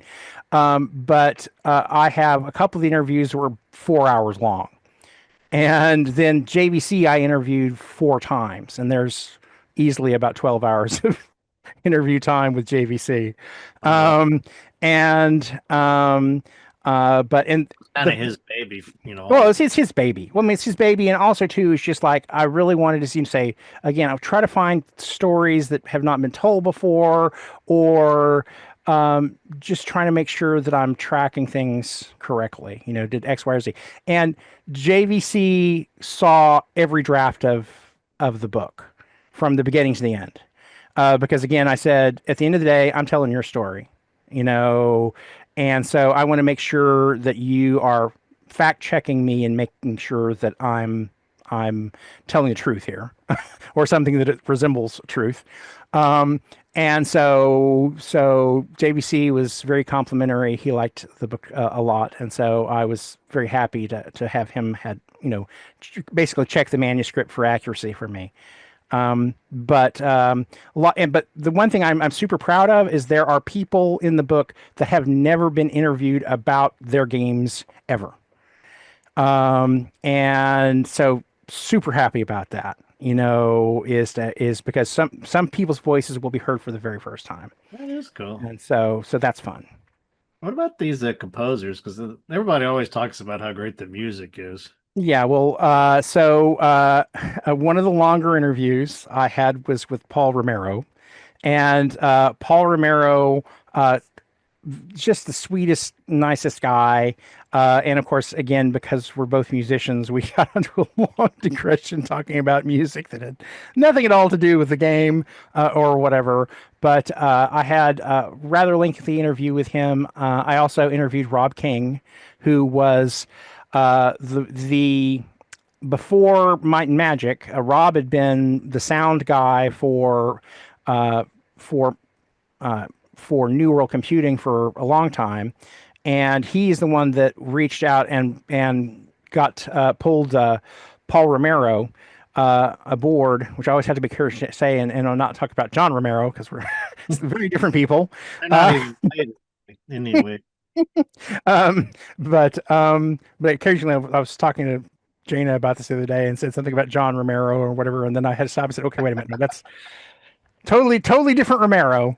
But Rob Kings, I don't think I can. I guess that's a common name. If you look on Rob King on Moby and then look under New World, or if you just go to New World and look under for Rob King, you can probably find him that way.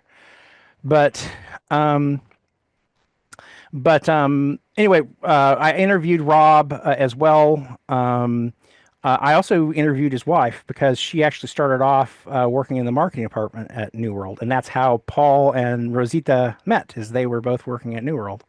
But one of those things, unfortunately, I didn't end up getting to really tell much of her story because I was like, okay, I'm 11,000 words over my what I signed up to write, and so the book was only supposed to be 160,000. I think it's 192 pages or something like that. But anyway, imagine Neal writing too many words.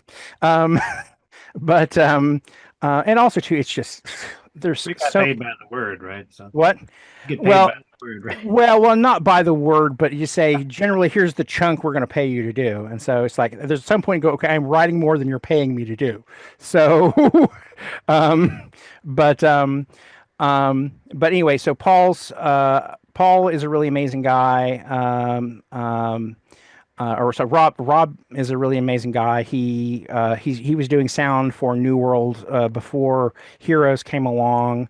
I worked with him a maybe a tiny little bit at New World, but I think mainly I got to know him at Rapid Eye because he did all of the sound processing and recording for Lords of EverQuest. But love the opera scores. What? You get into opera and the ones that have. Oh yeah. Well, of course that was super controversial, and there were some JVC hated the opera. Just hated it, and so he made them put in a slider so that you could decide to turn the opera on or off. So, but there's some fans loved it, and some fans just said, this is really weird. I don't know why this is here. This is so strange. But as far as we know, as far as we know, it is the only computer game to have opera as part of the soundtrack. But yeah, so I had interviews with both of them and had good chats with them. And so the interesting fact about it, Rob and Paul are the only two people to have worked on every single version of the game. So they worked on the New World ones, they worked on the Ubisoft ones, and even the new Olden Era, even Olden Era, they have written music for that. So they've worked on every single version. They even worked on some of the fan production versions, the fan mods that they did music for. Wow, really? Yeah. That is so cool. And so now 6 is that's a little bit of a fudge because they were there was a little bit of a contract thing where they didn't do new music for 6 other than I think the theme. Then the rest of the music for 6 I think was done by somebody else is what they said. But 7 I think they were back doing the music. But anyway, I just think that it's really fascinating that they both have worked on the only people in the franchise to have worked on every single one of the game. And so we also, since we were talking about music, I also interviewed the Heroes Orchestra. And so the Heroes Orchestra are a group of people that were fans in Poland that really love the music. And so they went off and formed their own orchestra. And so they go around in Poland playing music from Heroes. And Paul Romero has gone out a few times to perform with them live. Are you kidding? This is a thing? No, this is a thing. And so one of the really fascinating things that you learn from the book is that I believe is them. It's the Heroes Orchestra. Yep, that is them. And this is Poland? And this is in Poland. Heroes of Might and Magic in Poland is basically almost short of being like a major league sport in Poland. Heroes is enormously popular there. And there is a funny story that one of the Polish makers of one of the board games tells, and I'm not going to spoil his comment or whatever, but he had something really funny to say about how popular Heroes was in Poland. But they still have annual tournaments every year that are just Heroes tournaments, mostly focused on Heroes 3. But but it is insane. My respect for Poland is going up. Yeah, but like basically all the former Soviet blocs, Czechoslovakia, Poland, but Russia, Heroes is gigantic over there. Why is it so big over there? It's just, I think it just happened to be the right game at the right time whenever it first came out. And of course, it wasn't officially released over there, when they first came out, but it was Oh, heavily pirated. And it is now, and also increasingly in the past, 10 or 15 years, it's a gigantic game in China. And so that, just shows you how the universal appeal of this thing. yes, yeah, yeah. Well, and that's the thing about it is that it starts off as a local, U.S. based game, and this game is so global now. It's just insane. I don't, maybe other than Antarctica, I don't know that if there is a continent where this is not an insanely popular game, and of course, it's still considered the top selling game on GOG. Oh, I didn't know that. Yeah, it's like the top selling strategy game on GOG. How cool is that? And $2 and something. I was looking Yeah. at the video. Yeah, you're right. Boom. and it has been for forever. But like I said, 50 cents.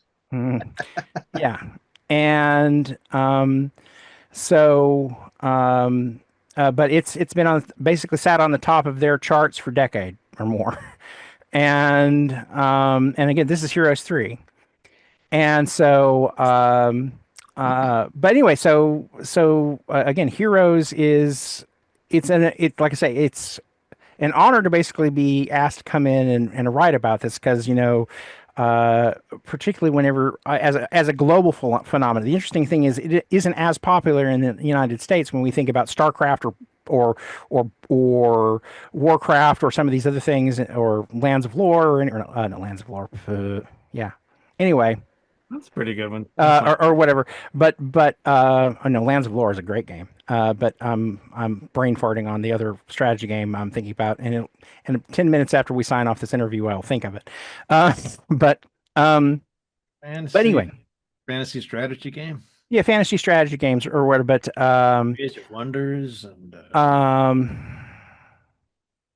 yeah. Anyway, but and of course the thing about it is that Heroes has spawned countless imitators. So many other people that have copied the sort of stacks of monsters, the whole way that the mechanics work on there. There's a lot, just insane numbers of mods.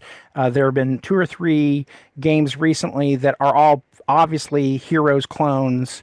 And of course, it's going to be even bigger with this being an anniversary year and Olden Era coming out. And so people would ask about this Olden Era. I don't know anything about it. What's the deal? What the deal is after Heroes 7, the franchise took a nap for about 10 years. And there are some guys that were at Unfrozen is the name of the studio.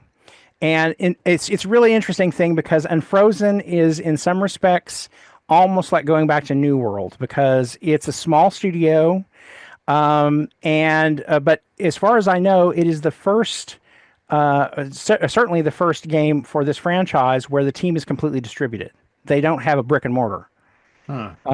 And so developers scattered all over the world. So some guys in Africa, Spain, Germany, just all over the place. And these were all people who just loved the hell out of Heroes 3 in particular. I mean, they loved the whole franchise, but they said 3 in particular was a great inspiration to them.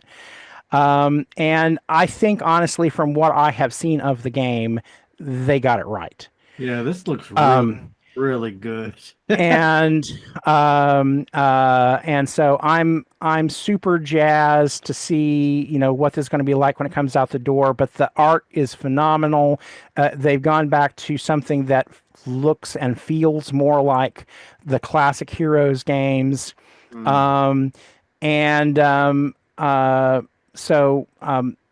I say, very super friendly guys. It was kind of interesting because it was the only interview in which I had to have a translator as part of the people I was speaking to, because again, they are mediating between Russian, Spanish, and some of their language, and so I had some people could speak a little bit in English, but for the most part, this lady who is primarily one of the designers, but also she's chiefly focused on localization for the game, and so. Anyway, it looks like it's going to be phenomenal. I don't know the exact ship date for it, but I think will be coming out sometime this summer, I think. Yeah, it's just looking to see if we could spot that. And it just says second quarter 2025. Yeah, and so I'm gonna get this for. There's no question about that. Yeah, this like I say, what from the early stuff that I saw and just having a conversation with it, I definitely see a game that feels like, and so it's entirely appropriate that this ship this year. Another important thing about it is that they have ditched the setting for 5, 6, and 7 and gone back to Enroth. So they're back to the original universe of the original Heroes games. So, but good move. I mean, that's a solid move right there. Yeah. Well, I mean, I think that it was definitely the philosophy of give the fans what they've been demanding for 15 years, But anyway, it looks like a great game.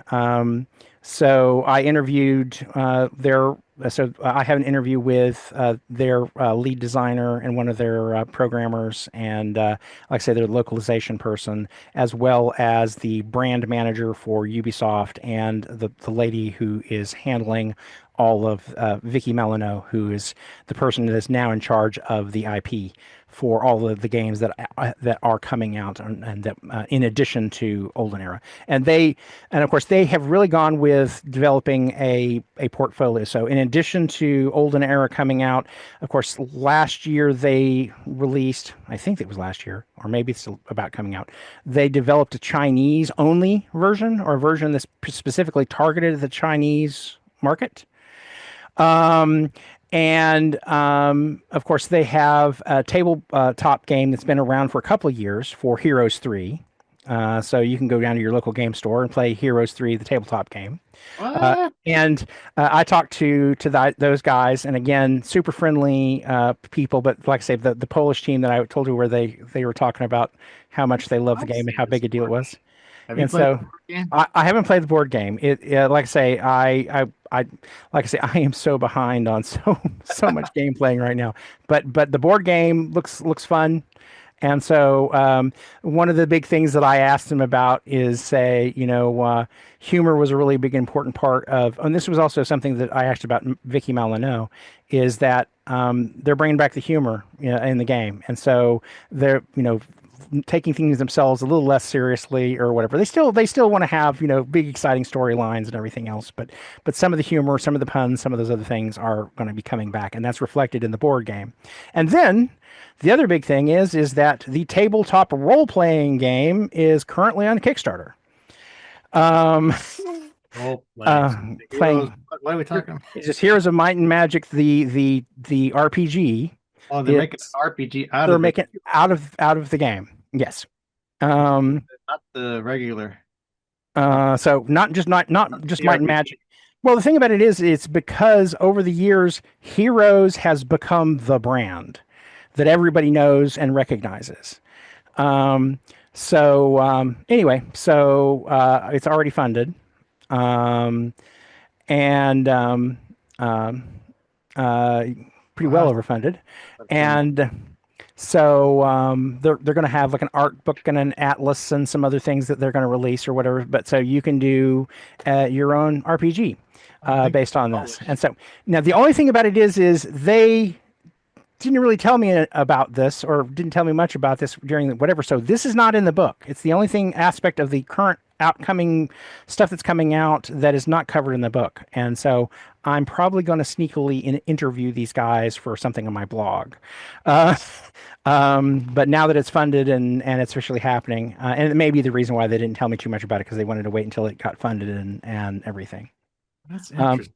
It's a tabletop role-playing game based on Heroes of Might and Magic, or basically the Might and Magic universe. Okay. And but I think they're going to try to incorporate some of the heroes' mechanics into it.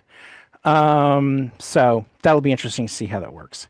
From what I read about it is that it is trying to approaching the role playing from the standpoint of being the leader of an army as opposed to a blob, you know, and how that influences like large scale battles and Well, that things. would, yeah. Okay. And I'm almost wondering if it's like a hybrid between a miniatures game and RPG, but don't quote me on that because I have no idea. I haven't talked to these guys. I'm just basing that on what I quickly browsed on their Kickstarter page. I was gonna, oh, we probably should be wrapping up here. But I was gonna so ask you about this Game Boy Color version. yes, there was a Game Boy Color version. I interviewed the guys behind that. I think Doug Schilling, I think was the name of the guy who was the guy interviewed on this or whatever. Really nice guy. He teaches up at Digipen up in Seattle. But anyway, really nice guy. And of course, the challenge was how do I squeeze all of this into the page files for this little tiny ass game. And so obviously, they couldn't replicate every single aspect of the game on the Game Boy, but it is in there. I mean, how close do they get? Is it, Well, I haven't seen gameplay. All I know is what I didn't I even know it chatted with them. existed until I was ready in for this Yeah. chat. I was Mhm. prepping for this chat with you, Yeah. and I was looking at like, there's a Game Yeah. Boy Color version of this Yeah, thing? yes, there's a Game Boy version of it, and they did Heroes 1 and Heroes 2. And so I think Heroes 2 is really more of an expansion of Heroes 1. It just added a little more functionality to it, but I don't Heroes 2 is not for the Game Boy is not a Game Boy implementation of Heroes 2. It's basically a sequel to Heroes 1 Game Boy. Hmm. So anyway, but as far as I can tell, it's got the same thing. I've got my gargoyles, I've got my pikemen, I've got my whatever that are all lined out there, and so anyway, I would love to have seen that or played with that a little bit, but and like I say, that's the challenge of all these different versions. There was Heroes Online, there was Fantasy Heroes, Kingdoms, or something like that. So anyway, I have interviews with all of those people in the book. So there's a lot more to this than even I was aware. Yeah. Well, I mean, it's gigantic, and probably got a chapter in here about Archromage and well, I have. it wasn't in Heroes, was it? I didn't really have a chapter about Dark Savant, but there are several places where like I say, I have sidebars. I have a sidebar, like I said, talking about the later versions of King's Bounty. I talked about obviously the Might and Magic 10. It actually takes up a sizable portion of the chapter that's also about Hero 7 because Heroes 10 really is an important bridge between the development of Hero 6 and Hero 7 because Julian Peru is the one that kind of spearheads it. He does it with Limbic Entertainment in Germany, and because that relationship was working really well, they decided to give the third game to Limbic to develop, seventh game. Third game in the Ubisoft era, but seventh game in the franchise. And so, but I also talk a little bit about Dark Messiah of Might and Magic, which again was a action and kind of a Diablo style version of Might and Magic. And there are two or three other versions that almost no one has ever heard of. That along the way that I at least have passing mentions about along the way. I've never played this Dark Messiah game. Is that and so so again it was a action version of Might and Magic.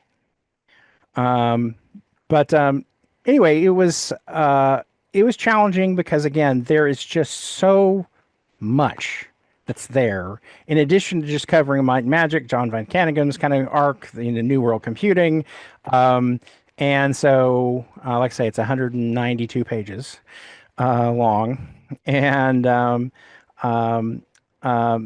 I say, I think that if you enjoy reading about sort of behind the scenes, how things got put together, getting to know some of the personalities behind them, I think this is going to be Anybody that watches this channel, I mean, this is no. This is people order the book.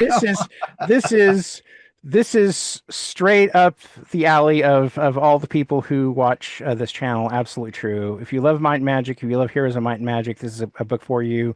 If you're just interested in the sort of history of game development, this is also a great book because I talk about not just about things that were going on with the team, but also how some of these fit into larger trends of things that were going on in their time, how technology affected things that were going on. I also talk about some little side pockets of things that influence that most people wouldn't expect. There's a whole sidebar about RuneQuest, and because one of the guys in the later eras was really into RuneQuest, and so we talk about the influence of RuneQuest on the game, and like I say, quite a bit of history about New World early on. So it looks like it says it will be released on November 25th, so this should arrive in time for Christmas. I am hoping so. Because like I say, because originally it sounded like they were going to do it in August, and so I was even talking to I've been organizing a hometown convention that was going to be double as my signing for the book, and then that was going to be in October, and it's like, okay, it's not going to ship until November. Crap, I've got to rearrange this. But fortunately, things were still early enough along that no one got their feathers ruffled over that. So it's been moved to December 6th. So I should definitely have physical books in my hands by then. And I don't know if there will be any kind of signing event for it yet, but I can tell you is that we are having a panel at Comic-Con. And so I will be there. David Mullick has already said that he will be there. I'm trying to find out whether John Van Caneghem can be there. I haven't heard back from him, but that's not unusual because I'll send him an email, and sometimes I'll hear back in 3 days, and sometimes it'll be 3 weeks. But I'm certainly hoping that I'll hear back sooner than that, so that I can get that finalized with Comic-Con. Also, the person who's the current brand manager for Might and Magic is going to fly over and be on the panel with us, Jean, and hopefully he'll be able to join us for the panel. And I expect there will be some trailers and maybe some gameplay footage, and who knows, maybe they'll announce, Heroes of Might and Magic for your refrigerator. I don't know. Something to have there. But again, I don't know that there are any announcement. I'm just saying there might be something at the whatever. But that will be Sunday, July 27th in room EB or AB at noon or 12:15. And so anyway, so we will be. You're really good at organizing gatherings and things. Well, I mean, I don't know. I had some marketing when I was in college. Plus, in the early days at New World, we were all involved in marketing and figuring out other things about the games. And so that's always kind of in the back of my head is say, how do I market this? How do I get the word out or what have you? So, Got a YouTube channel? What? You have a YouTube channel? Or you don't have one? Or? Oh, well, I have some videos on a YouTube channel, but like I say, if you want to look up and watch the panel or the 30th anniversary stuff that we did for Betrayal at Kondor, like I say, you might just enjoy that just because there's several people that have not been on your channel that we talked about, but yeah, so there's my blog. We see me blogging about different things I've done. So my filmmaking stuff, which I need to fill out a bunch of stuff there, but games. I have my Along the Trail podcast, which is me basically talking about stuff growing up in Oklahoma. I have a lot more I need to put in there, and then I have my section that's devoted to auto dramas, so that eventually I have a series that I've been producing since the dawn of time called Uncharted Regions, but I need to actually get around to actually sharing some of that stuff. Plus, anyway, Somebody has a theremin and knows how to play it. yeah, I love that. That's the thing with the hands, right? And yes, yes, and so yeah, whenever my wife and I we produced what I call a noir horror film called The Case of Evil back in 2014.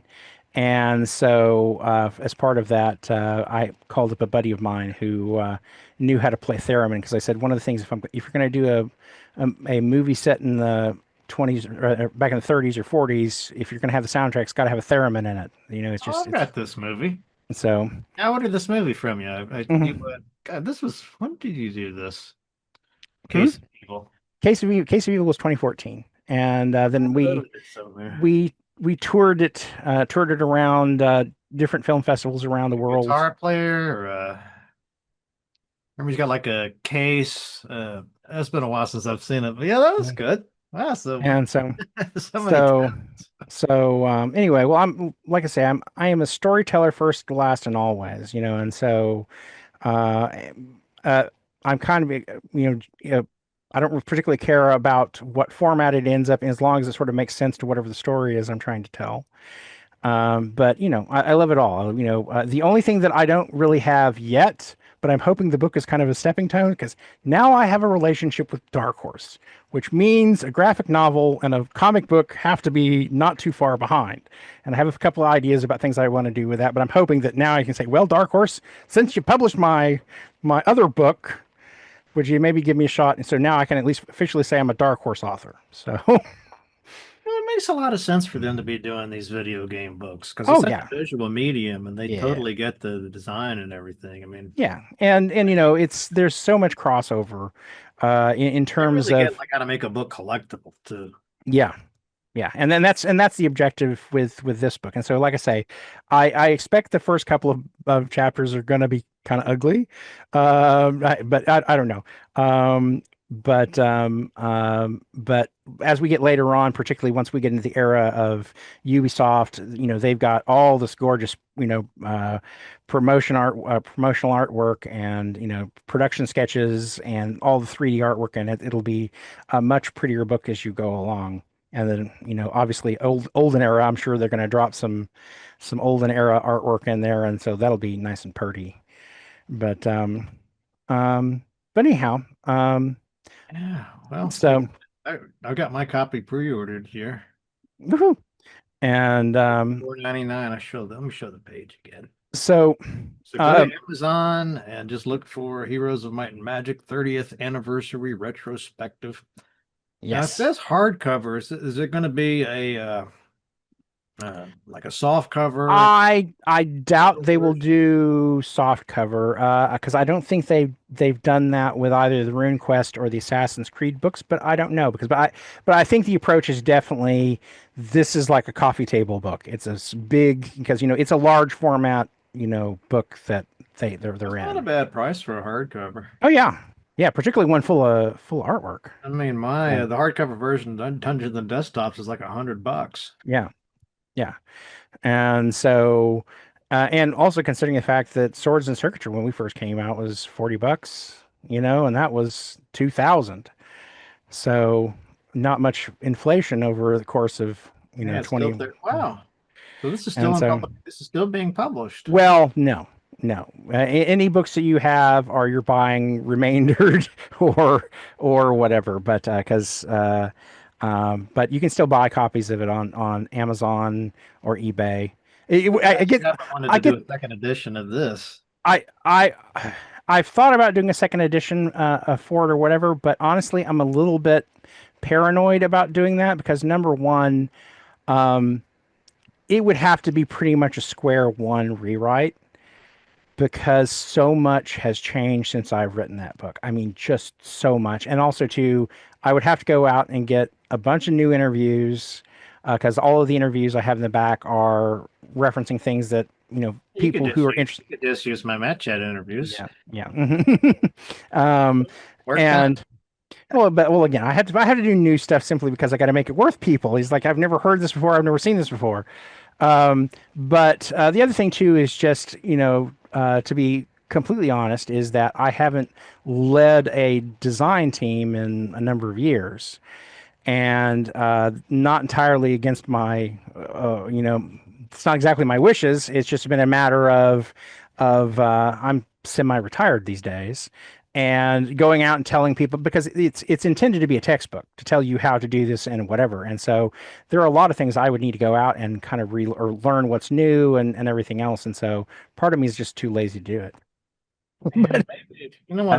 I think if I was going to do a second edition for this, I'd probably want to focus on indie.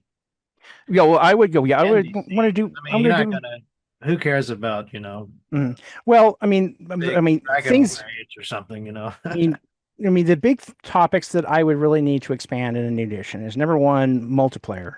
I just skip over. Well, I didn't skip over it, but I just kind of don't only talk about that very passingly in that. Number two, MMOs. I have virtually nothing other than an interview in the back. I have nothing about developing MMOs. You don't. I'm thinking like people that there's a lot of people that just want to make a little indie RPG. I know, but the RPG maker, I know. Well, I mean, of course, the first person I would interview to put in the back would obviously be Damian. The other people I would probably go and interview. So if going to go down the wish list of people, or whatever, is I would go and interview my friends down in Australia who did. I'll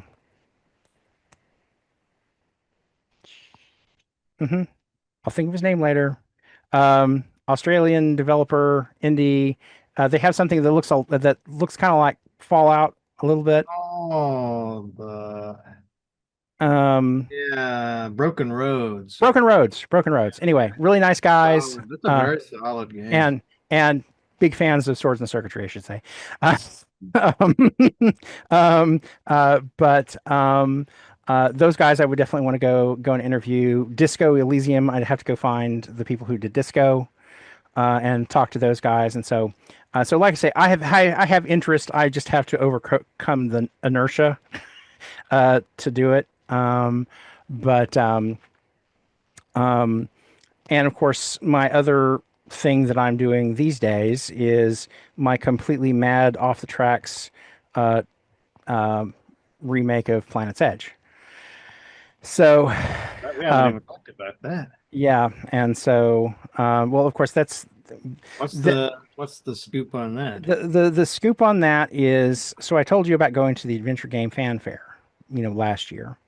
And so how we got talking about, we're talking about Chris Taylor. And so while we were up there, I had a meeting with Chris Taylor, and he was talking, we had a nice chat about possibly collaborating on a project that was using a game engine that was being developed somebody out there. And so I went out, I took a look at the game engine, and there's some nice things about it, but I just go, I don't think we can do the project that this other individual had in mind for us to do using this engine. I think it's not it's designed for simpler games than what than what he had in mind. And so, not Chris Taylor, but the individual that developed this engine. And so anyway, we had a lovely chat, but I came home saying, damn it, I want to make a game. I want to work on something. I don't want to go work inside a corporation again and work with a team of 300 people and have a marketing executive tell me, what they think, we've made a poll and these are the features we think you should have in your game. And so I said, I want to go back and build a game like I did when I made Planet's Edge the first time around, because it is the one game I've worked on where I really feel like it did not get the justice it deserved, because I left whenever it was still in alpha. Hmm. And because that's whenever I got the gig to go work on Betrayal at Kondor. So I wasn't there to see it finished, and there are a lot of other things I would have liked to done with it or whatever. But with me gone, they just finished it up and threw it out the door, and I think it was a decent game. A lot of people seem to appreciate it. We won several awards for it or whatever, but I think it was way ahead of its time. And of course, now if you were to go out there and remake it, say, yeah, you want something that's Planet's Edge, there's basically No Man's Sky, which is probably the closest thing to what we were doing with Planet's Edge in some respects. Um, but um, but anyway, so I just had this hankering. I said, I want to go back and see and rebuild Planet's Edge from the ground up all by myself. That way, because I mean, part of me would say, yeah, I could go get a team and build up people, and there are lots of people who would like to volunteer. And I said, it's going to take hours and hours and hours. I can't ask people to put in the kind of hours it's going to take to build this game and not pay them anything. Yes, I could go off and do Kickstarters, but I'm never going near Kickstarter ever again. That was the most. I was involved with 3 different Kickstarters, 3 different projects, I've heard and a lot of people saying that lately. They just got burned by that. and it's just so much work and for so little kind of payback or whatever. So you're seeing going back to 2000, whenever I was working on prototypes, and so I started kind of redesigning the ship here, and you can kind of see what the interior of the that's not the most recent version of the ship because I've completely redesigned the ship even since then. Um, but you see the interior of the ship in the original, and then you see the version I built out in Blender about last year. Wow, you did all this with Yeah. Blender? I dealt with Blender, Wow. and I'm- and so but actually, if you flip back to the main page, you can kind of see the latest version of the ship, and I just basically pushed the Returning to the Edge Part 2. So this is the hero ship now. This is the Ulysses. Um, and so but so like I say, my big objective was to go back and rebuild and make the game that I really would have liked to have made. And the trick is to figure out where I want to kind of fit this in against, I can't compete with Starfield. I can't, do a gigantic galaxy by itself and whatever. And so my notion is, how do you build something that feels like a little quirky indie, game that has some of the same game playing elements. You build your own ships, you go out, you explore, you land on different planets. You land on a planet. It's basically a Star Trek episode, which is exactly what we did with the original. But have something, the gameplay or the it'll be isometric or something like isometric, and because once you start building into full first person view, then it's just such an insane amount of modeling and everything else. I can't do all that. I just can't do that. And so, but an isometric kind of style game, turn-based combat. And so like the original, because the original was turn-based combat. And so I'm just trying to figure out what the shape of this new game is going to be. And so it's going to take insanely long for me to do it. And I know lots of people say, oh, well, I'll volunteer to be on this. I don't want to have you volunteer to be on the project because it's going to require you putting in all kinds of hours in which you are going to miss your family and friends and everybody else. And I can't really ask you to do that level of work for free. And again, I'm not going to go to Kickstarter and try to raise funds and go through that nightmare thing, and then also be stuck with, well, you said you were going to put this feature into the game, and it's not the whatever, and you're just some kind of criminal crook for whatever, keeping it just a labor of love. And yeah, this is going to be a labor of love, and it will be done when it's done. And the thing about it is, I will probably release it episodically. So I can do this much chunk of it. I'll release that, then we'll do another chunk of it, and I'll release that. And so that way it's not going to be 10 years before people see the finished game, Yeah, it's kind of funny. I feel like we circled all the way back to JVC, and that philosophy that we started Yeah. talking about at the Yeah. start of the show. Yeah. Just that it's done when it's done, and we're not Yeah, gonna. yeah, it's done when it's done, and again, the at the end of the day, the only thing I'm going to worry about is making me happy. Because back whenever we were making games at New World Computing, we didn't do market research. We said, I am the market. But the people that work at this game company are all gamers. So we're making games that we know will appeal to us and the same people that buy these games. And I know that's changed a lot since then, but I'm kind of going back to that philosophy. I'm going to make a game first that makes me happy and that I enjoy noodling with and I enjoy playing with. And then at the end of the day, I think that will translate into there will be lots of people who play it. And sure, maybe it's a boutique game. I'm not going to sell 2 million copies of it. Maybe I sell 20 copies of it or 200 copies or 2,000. At the end, I don't care. I'm not doing this one for money. I'm definitely doing this one for love. And, Exciting project, I think, to go back to a game that you weren't able to do all the things because you didn't have the time and the resources or whatever, but yeah. you still have that design in your head. Yeah, I still have the design and there's so many things, cases where I could do this better. The one thing that is absolutely certain is our UI was complete shit. Just the original one. We thought we were being clever. We thought we were, people will figure it out. They're the icons and they'll just figure this thing out. And in retrospect, I go back, oh my God, I am so sorry. I am so, so sorry. But this is what happens when you get a 24-year-old kid that doesn't know what the hell he's doing. And we just thought, well, we'll make it just simple. It's iconic. You'll just, you'll click on things, you'll know. And, Like JVC, is that? yeah, that is. So upper left-hand corner is JVC. Upper right-hand corner is Angie Mayfield, who is the wife of the lead artist. Bottom left is Lewis Johnson. Lewis was the lead artist on Might and Magic 3.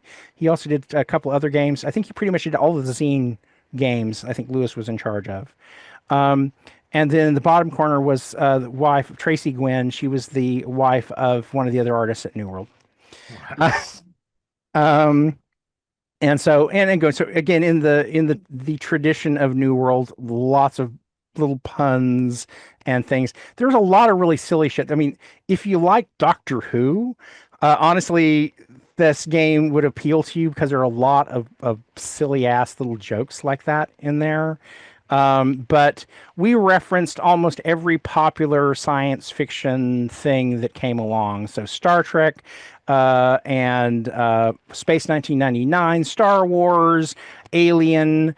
We had a whole world called Shadowside, which was a totally cyberpunk, kind of thing. And so, and of course, there were two kind of modes. There's fly around in space and inside your spaceship. And that little center window would go away and you'd have combat and it would look like Star Control. And so it looked like Star Control, but under the hood, it was basically running the rules of Starfleet battles under the hood with the old tabletop game. And because we had the Starfleet battles, we at New World owned the company that made Task Force game, or not Task Force game, but owned that made Starfleet battles. And so part of the reason, like Star Control there. Yeah, so that's very Star Control-y. And so some of the big questions for me are definitely going to be how I'm going to approach combat in the space combat and space flight. That's probably going to be the thing that looks the most different from the original game. But I don't want to do a first person, there's a temptation of to go back and say, okay, it's going to be something that looks like, what's that game? Which one? Wing Commander. Yeah, Wing Commander. Our lead programmer was obsessed with That's kind of the Wing elephant Commander. in the room with Kickstarter, Yes. right? Because was that one, Star Cruise Citizen or something like that? Our Star, a Star Citizen. Never got made. Did And it ever finish that?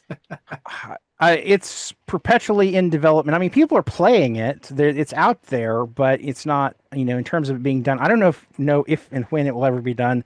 I mean, uh, that's one of those things another thing about Kickstarters that I really hate is that, okay, so go on a Kickstarter and say, okay, I want to make this game, and so give me X amount of money. Well, here's the thing. If you tell people how much money it will actually take to get done and made and have something that looks even kind of professional, it's going to be tens, if not hundreds of millions of dollars to do. You're not going to successfully kickstart that game. Your next approach is to say, okay, well, I will go out and we will fund a little bit of the game this way. We'll build a demo and we'll see what you're like, and then we'll come back to you and say, okay, so we can finish the game. It's going to cost X, Y, and everybody says, you freaking crooks! You said it was going to cost X amount of money to make this game or whatever, and now you're not going to release the game. And you just say, you can't win. You just cannot win that game. And then also too is then you're stuck with, what can I give away as rewards? Okay. So now I'm in the business of coming up with shit that has nothing to do with the game that I intend to come out. So I'm making posters and t-shirts and here are figurines and you can have a walk-on role in the latest episode of Battlestar Galactica and whatever the hell, and you're spending all this time. A lot of those Kickstarter guys and a lot of those, they ended up losing money. Yeah.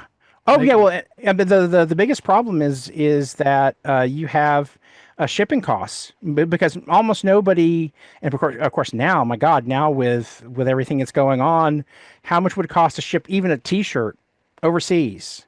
Well, just the box, like this. I was talking to Augustus about making like they wanted a box copy of the game, like in the old days. Yeah. Like that was just brutal. Yeah. Yeah, and so you want a box copy of the game, and I want a cloth map, and I want and there's all the cool stuff that you want to make. I mean, as a developer, I want to be able to do all this other stuff, but the time and the expense just doing this stuff is eating away at the money that I need to pay a developer, pay an artist, pay whatever, and advertise. And that's the other thing is most people don't even begin to understand. Half of your budget's probably advertising, at least. And so millions of dollars that is not going to get spent on a single asset inside the game. It's just going to be trying to get get ads in the right places and find influencers and blah, all that other stuff. Hey, I think the most ridiculous thing I hear about this is they'll say, "Well, Kickstarter is the marketing." Yeah, and yeah, see, I hate. That's the other thing too, is this has become the default for so many new products, is that, well, we'll just start off and we'll do a Kickstarter for this product. And I don't want to go to Kickstarter to buy something. I want to go to, Amazon or go to some place and say, buy this thing. I don't want to have to go through all this noodly stuff. And what level you're going to buy at. So I bought a refrigerator, but it doesn't have a door unless you go to the the next tier or whatever. Yeah. What do they call that? What do they call this when they go above their goals and you get you have tiers and you have the stretch goals. Yeah, stretch goals. Yeah, the door for the refrigerator is a stretch goal. Stretch goal, and the handle's another one above that. But if you want a compressor in your refrigerator, I was such a big. I was a big fan of Kickstarter. I was so excited about that whole model and everything when it was new. But I've talked to a number of developers at this point that I think that burned them out. Well, it burned out by so many of us, and because it's just this whole other thing, and really, and this, and of course, here's the other reality. I am a writer and a developer and all this other good stuff. I am not a business person. Like I say, I know a little bit about advertising and marketing a little bit, but the problem is that that's all fine and good, but you got to have some money to back this up. Otherwise it's irrelevant.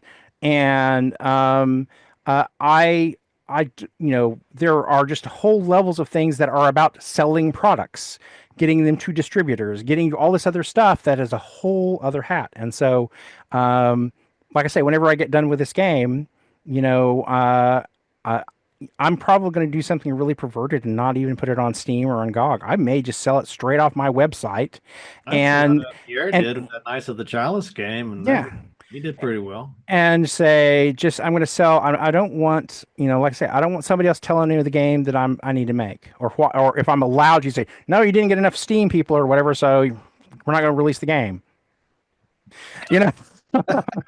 No, I'm sorry. You don't get permission to say what I do or I don't do.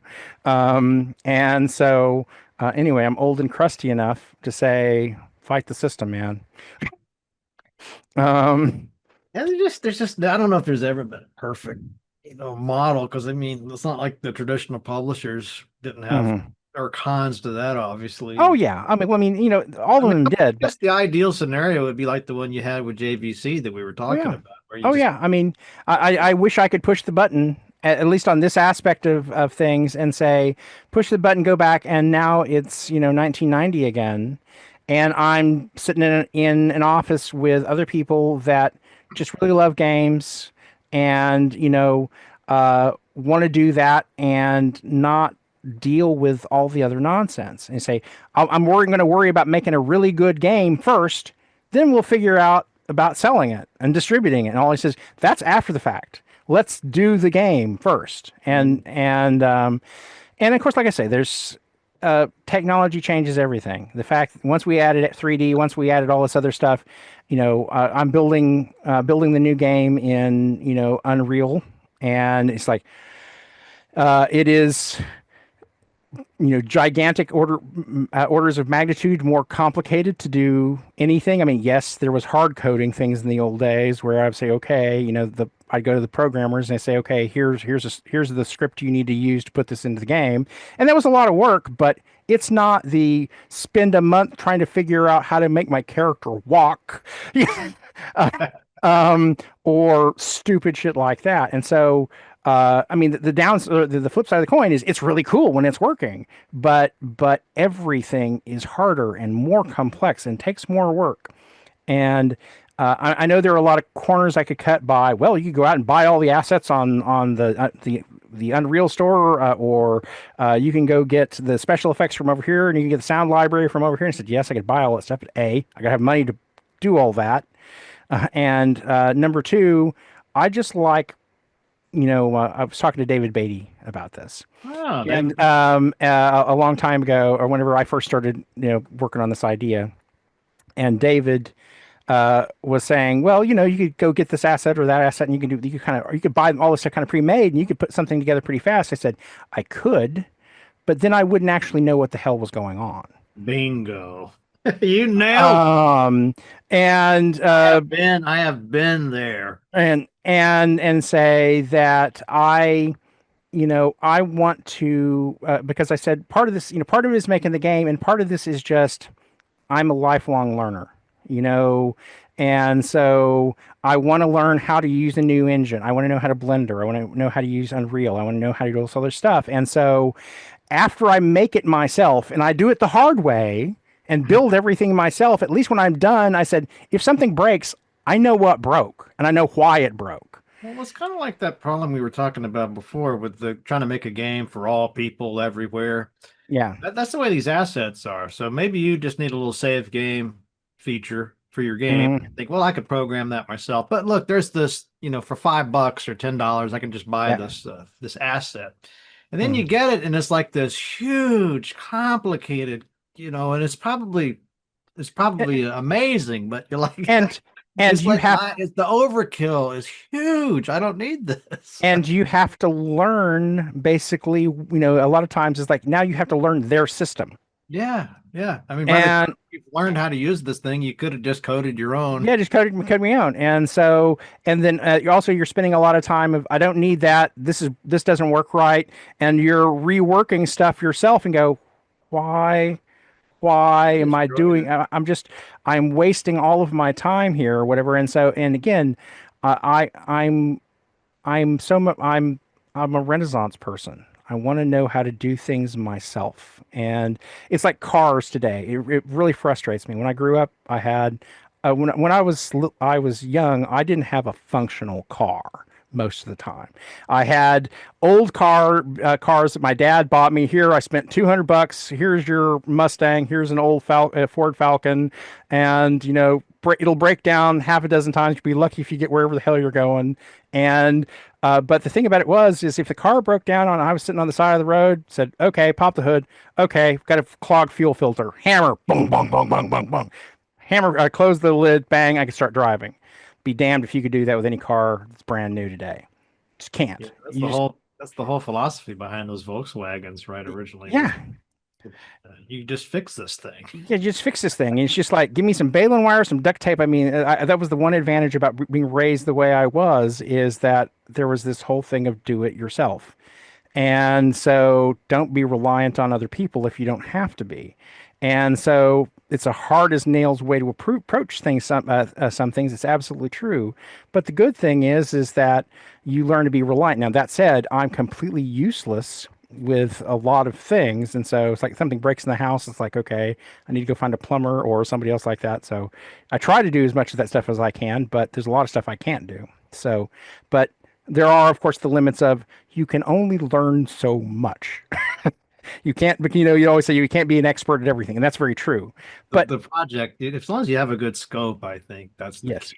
Well, and that's the main thing I'm wrestling right now is like, how do I contain this in the way that I can make a good game that I can make by myself? And that is challenging. Because the place I am weakest is I am not a programmer. I can script. I know how to use Lua and I can know C++ scripting, but in terms of here, write a video driver, no. And so part of that is figuring out technically what am I capable of doing, and then say what can I build based on what I know. There was one thing, in my other hat that I wear, my filmmaking hat, is there was a filmmaker. There's lots of people know who this guy is, but a filmmaker by the name of Robert Rodriguez, and his first movie, El Mariachi. How he made the movie is most people would say I write a script and then I go out and I try to find the resources to make the movie. And he's a pervert because he started backwards. And he said, "Here are a list of assets that I have access to. So here are my friends. Here are locations I could use. Here are props I could use, or whatever." And he wrote the whole thing backwards from saying, "This is what I have. I'll make a movie with these bits and pieces." And that's how I wrote Dungeon Siege, by the way. Well, it's not about approach. The appeal of that. And so, the beautiful thing is like I don't have to worry about blowing the budget because I've already got everything I need. I just have to figure out the main thing is get everybody to show up at the right time and hope the pieces work the way I want them to. But he was insane. He was selling blood plasma so he could fund making the first movie. So he has a great book about how he made that film, and I'm gonna draw a blank on it. Rebel Without a Crew. I've been here for my Sandy. When Sandy Peterson. Sandy, Sandy wrote the introduction to Swords and Circuitry, but but no, actually, I don't know him really well at all. I sent him a letter and said I'm a huge fan of Call of Cthulhu, and it's been hugely influential or whatever. And I would really love to have someone who has a real role playing person write the introduction to the book. And so I sent it to him, and he sent me back the introduction. It's kind of funny though because I don't know that he really thought of or still thinks of computer games as role playing games, because he says, "Well, what role are you playing?" And so really got into tabletop. Yeah, but no, I love Sandy, and again, I am Call of Cthulhu all the way. Even though I'm for the first time in a lot of years, I'm restarting a role-playing group, here. So I haven't played a tabletop RPG in 30 years probably. And so I've read a lot of the manuals and the stuff coming along, but I've not had a group. I haven't had time or whatever. And so particularly when I started thinking about working on the new game, I said I want to go back and touch grass with where I came from. And that might give me a lot of inspiration too about how I deal with the limitations in the computer game. Is go back to the real limitations when it's just all up here, and so Call of Cthulhu is going to be on my list. But we're starting off with D&D 5.0 just because that's the thing that is supposedly written to be really accessible for new players. I know it's controversial for some people to say it's too easy. What'd you say? Dungeons and Dragons 5.0. Oh, 5th edition. Yeah, I've played 5th edition. And so 5th edition, of course, now there's the two versions. There's 5th edition 2014 and there's 5th edition 2024. He said, can you just call it 5.5 like we did with 3 and 3.5 just so people understand? But now I've got this really unwieldy 5.5 2025. And so, but anyway, so I've burned up. I will give those guys, those folks credit though with the 5th edition, because I know personally a lot of people that got into D&D with that. Mm-hmm. Yeah, well, I mean, it's more accessible for them. It seems very clean, just in terms of what I've been going through the manuals and everything else, and so it's going to be a few more weeks before I'm sort of up to speed. And what would be a good way to learn that system? Baldur's Gate 3. They did a great job. Seriously, they did a great job, I think, implementing that. Well, I just have to think about, what my, because, again, the last version I touched was AD&D, so it's a little different under the hood than it used to be before. Oh, so you're like still thinking about that guy. Yeah, and so I'm thinking about, well, of course, I read 3 and 3.5, and I really liked that version. Of course, that was what was running under Baldur's Gate 1 and 2, and Neverwinter Nights, and those were Champions of Norath. Many people that still play that old. They still play that system. And well, I love that system. It looks really great, but again, it seems like it's been streamlined quite a bit, even from there. And so anyway, but I'll be dipping my toe back into that and getting back to my roots. And so my plan is I've got a lot of friends here in town because of my filmmaking connections that are actors. And so I said, my long-term notion is maybe we do our own kind of Critical Role kind of thing, podcast, stage show, something or whatever. So I've already given us a name. We're Fandercast Foolish Mortals. But anyway, so this is like 4 hours later. Yeah, we need to go. This might be a record for. You want to go for the record? I think. Well, I don't know. You split one of our shows in half. One of our first interview, or maybe it's our second interview we ever did. You split it into two pieces. I think if we added up all of those, you'd probably be the number one match. Yes, just in terms of the I'm running out of words. just running out of words. But big surprise that Neal is the person that has filled your ear with more words than anybody else. But I know that Disco Elysium folks would say, "Hey, I would like to have a moment." So apparently they've outworded me, but at least in terms of the game. Yeah.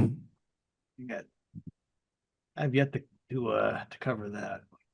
All right, now, well, let's wrap this up. So, folks, once again, go to the Amazon page, or I just had this pulled up. Sorry. Oh, it's all right. Show it one more time. So it comes out November 25th, but you can pre-order it now. Yes, $54.99. You mentioned about some signed copies. Is there a way to get a signed copy?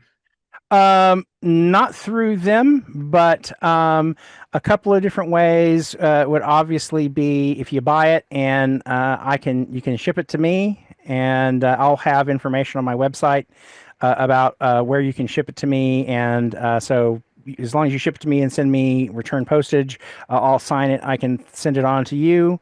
Um, Probably the smartest way is whenever you buy it, just have it shipped directly to me, so you don't have to pay double Yeah. postage or whatever. Well, I guess So, it doesn't come out till November 25th. but November 25th, so that's one way. And the other way would be for people that would want to, I could sign book plates.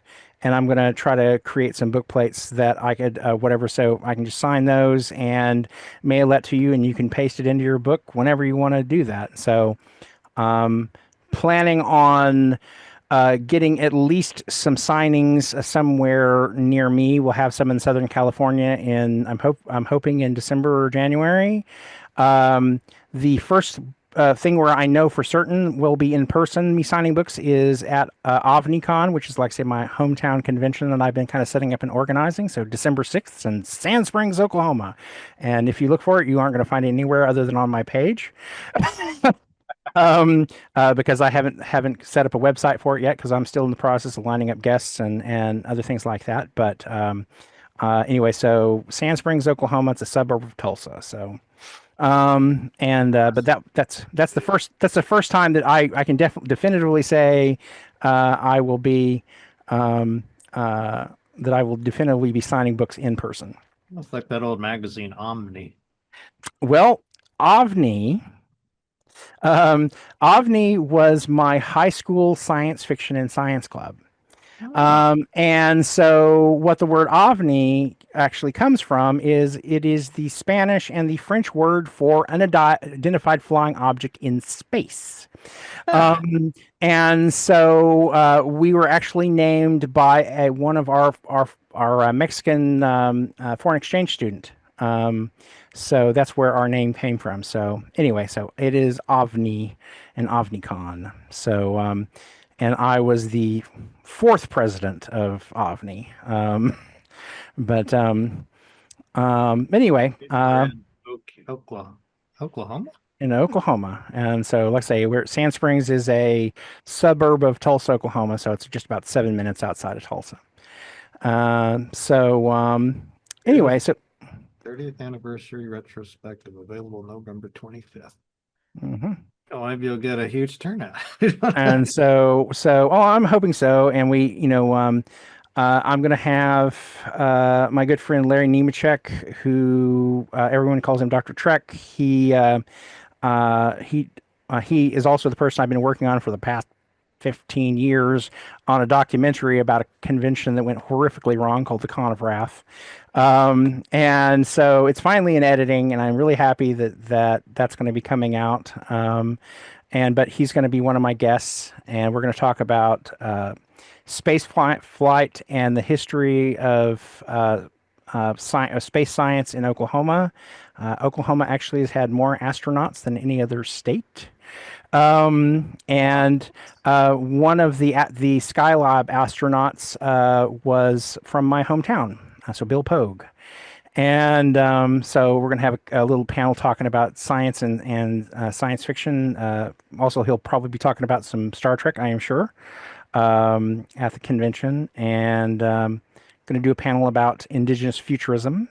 That's got to be the best title, The Con of Wrath. Yeah, the Con of Wrath. Yeah, so it was just this convention that just went, horrifically wrong. It was right after the Con of the Wrath of Khan came out. And this was just 2 weeks after the movie was released, and so they had this big convention in Houston, and everything that possibly could have gone wrong with that event went wrong. And so it was advertised on the back page of Starlog for several months beforehand, and just crazily ambitious. And so we talked to so Nichelle Nichols was there, George Takei. Walter Koenig, and all this other good stuff. And so so there's our trailer. And oh wow! And so Tell Matt Bradley Shergi about this. And so there's George. So, but anyway, so we traveled around, we interviewed all the stars, and then I talked to the whole convention committee, and everything else. And so anyway, started a little documentary that'll be coming out. Like I said, there's news about it that unfortunately I can't really say anything about because, like I say, I am merely the director of photography and one of the producers. But there'll be some cool announcements about at the end of the year. I'm hoping we can actually say some things at OmniCon about it. But anyway, it's coming, and I'm really excited because again, it's been a lot of years that I've been filming this thing, and it's like we've since we filmed it. Nichelle Nichols has died. Harv Bennett died. One of the commission committee people have died. And so, anyway, I said, Larry, we've got to release this thing before everybody in this film is dead, including us. The reason I brought up Sandy was he for some reason we ended up talking most of his interview about movies. And he just was amazing with he called it a Wikipedic knowledge of well, I movie called Troll 2. Oh man. And then there's a documentary about the sort of cult following of that movie. Oh, that's funny. I mean, it was real. I'd never even heard of that before. It's really cool. I've heard of Troll and Troll 2. My nerdy, movie thing has to do with made for television occult movies in the 1970s. Because there were a lot of really weird, goofy, strange things because, for younger folks, they don't really realize is that the 70s was this weird treasure trove of stuff on television, all the science fiction and fantasy and horror and stuff. But, my favorite horror movie from that time period was a movie called Gargoyles. This has nothing to do with the Disney cartoon. Whenever it had Cornell Wilde, and I can't remember the name of the actress, but she played in Soap. She was the daughter on the television show Soap. And there are portions of that movie that scared the shit out of me, and they're still creepy to me. But I loved. There it is. And Bernie Casey, who played Blackula, played the head bad gargoyle dude.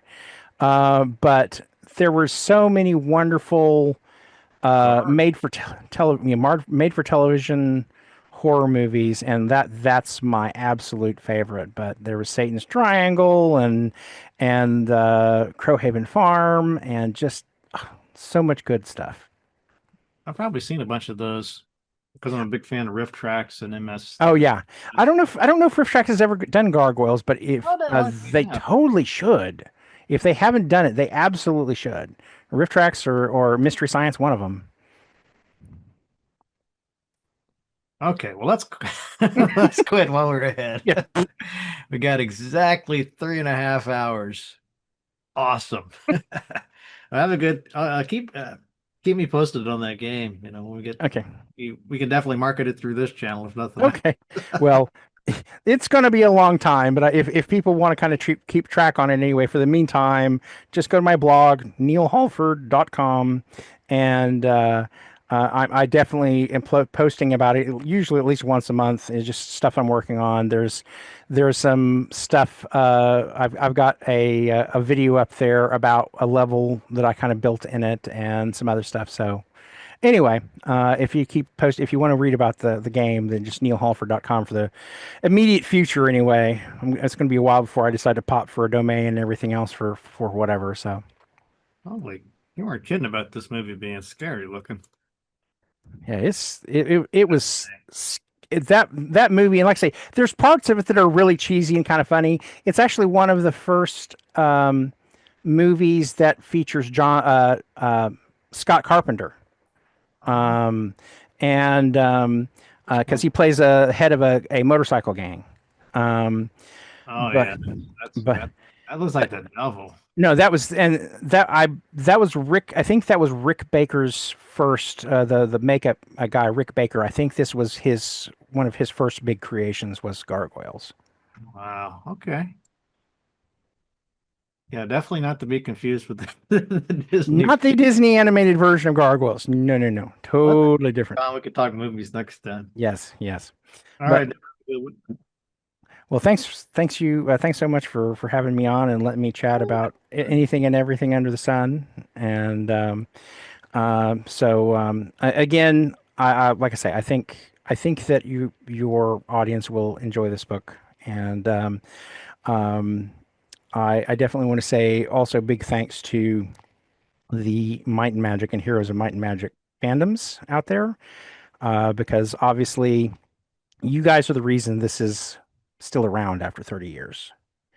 And so because they wouldn't have kept making them if you guys weren't out there passionately playing these games, sharing them, and now streaming them on Twitch and tournaments in Poland and Russia and orchestras traveling around Europe. I mean, this is probably one of those cases of a game that has been carried hugely on the backs of its fans, and they're the ones who truly kept it alive. And so, like I say, I wish I could say that I had anything to do with those games, but other than, like I say, my tiny contribution to Might and Magic 3, this was in the hands of other people. But I know that this book and your continued love and everything for the franchise means a lot to them. Beautifully put. All right, no. All right. Okay. I'll keep you posted when we put this up. Probably Okay. might get it up as early as tomorrow. We'll see. Okay, well, if you need to split it in half, I know. People like a long video. And Joe Rogan's, this is like 4 hours long. Yeah, right, 4 hours long. But, it's like the most popular #1 thing ever, I guess. Mm-hmm. Well, you know how I am. You stick a quarter in, and you get $5 or $6 worth with him. So, you take care, man. And like I say, if you have any questions or whatever, you can always fire those over to me. Will do. Thanks again, though. Okay, take care, man.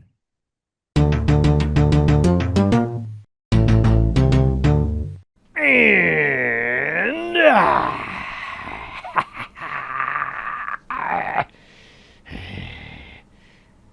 that's all for this week's episode.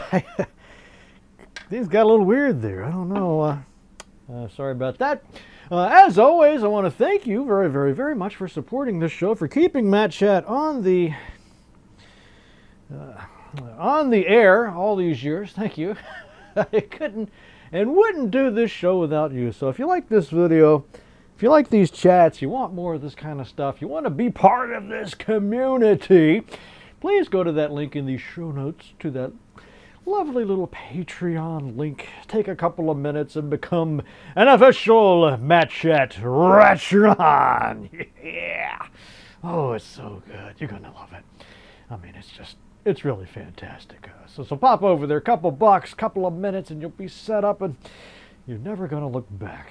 You can be part of that awesome Discord channel, and there's just so many bonuses. I don't even know where to start or where to end, so yeah, just trust me.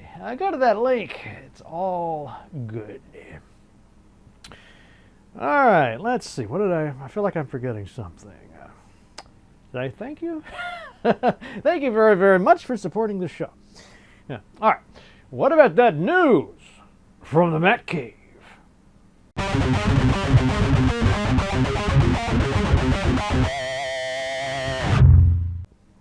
Oh my God, the news! Oh, such great news. Let's see, Miko. Yes, Miko writes in about a little thing called Elden Ring Night Rain. Elden Ring Night Rain. That's kind of a weird title. I don't know, something about it. Let's see, it's launched Night Rain, I guess. Launched strong. It has launched strong, drawing over 313,000 players on day uno. making it one of From Software's biggest debuts yet. That's debut, not debut. Okay, the standalone adventure reimagines the core Elden Ring formula with 3-player co-op. Well, that's cool. Hero-based gameplay and a world that shifts between sessions. Players team up to face the creeping night, battle through dynamic environments. This is kind of a roguelike element to this, and take down epic nightly bosses. But despite the hype, Steam reviews are currently mixed. Fans are frustrated by the lack of voice chat. Oh, matchmaking issues. Oh, and technical problems like crashes and stuttering. Yeah, I guess so. What else have they got there? Privacy concerns, anti-cheat aren't helping either. Hey, don't worry though, fixes are on the way. So just relax. Night rain is a bit stormy. Oh, okay, moving on. Tired Gaming Dad writes in about a game called Scavland. Have I mentioned this one before? Scavland emerges from the wreckage. Yes, if you're into gritty survival sims with roguelike DNA, keep an eye on Scavland. It's just too close to Scabland. Maybe that's intentional. Developed by Roenco Games, coming soon to Steam, Scavland throws players into a brutal open world ravaged by an unknown cataclysm. You'll scavenge for resources, craft tools, and fend off both mutants and rival survivors. Shifting day-night cycle and ever-changing hazards. Base building, permadeath, RPG-style character development, all set in a stylized, low-poly wasteland. Manage hunger, thirst, temperature, and your moral choices. Want to play a hero or maybe betray your allies? This game leaves it up to you. Yeah, so it says here that fans of Project Zomboid, The Long Dark, and Stalker might find this particularly interesting, but you can wish list that. And I can confirm it does have rats in it. So there's that. It's got that going for it.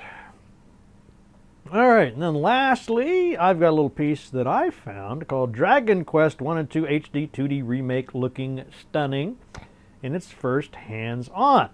So Square Enix, I mean, you guys know what Dragon Quest is, right? Do I need to go over that? What else is here? So they received a coat of gorgeous HD 2D paint. And I guess the folks over at IGN looked at it and they just lavished it with praise, as of course they do, because anything like Dragon Quest or Zelda or anything like that's going to be perfect, ratings across the board no matter what, right? Built in the same engine that powered Octopath Traveler and Live a Live. Is that right? Live a Live? Is that just a typo or what? I don't know with these kind of games. The remake blends pixel sprites with dramatic lighting, lush 3D environments, and modern animations, making the original 8-bit adventures feel rich and immersive without losing their charm. Yeah, I'll have to see that with my own peepers. Not just a visual update, it says. It's got refined combat, streamlined menus, and subtle tweaks to make exploration smoother while replacing the blah, blah, blah, blah, blah.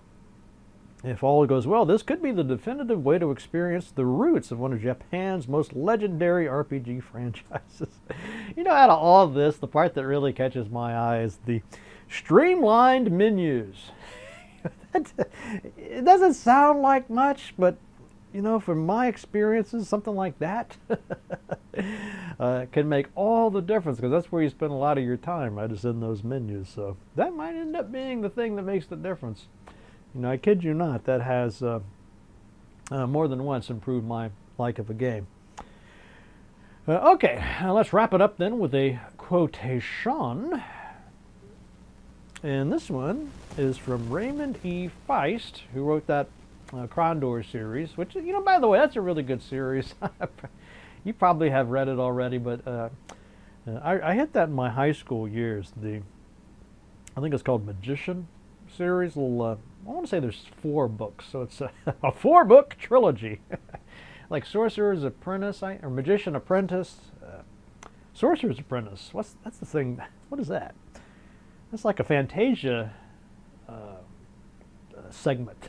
Anyway, you should definitely read those. They're a lot of fun.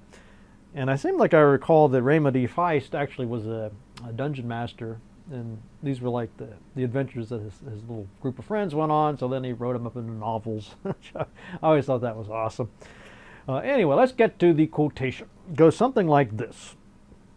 This is from Raymond E. Feist. I don't write fantasy. I write historical novels about an imaginary place. Feisty. Very, very feisty. Well, ponder on that now. See you guys next time.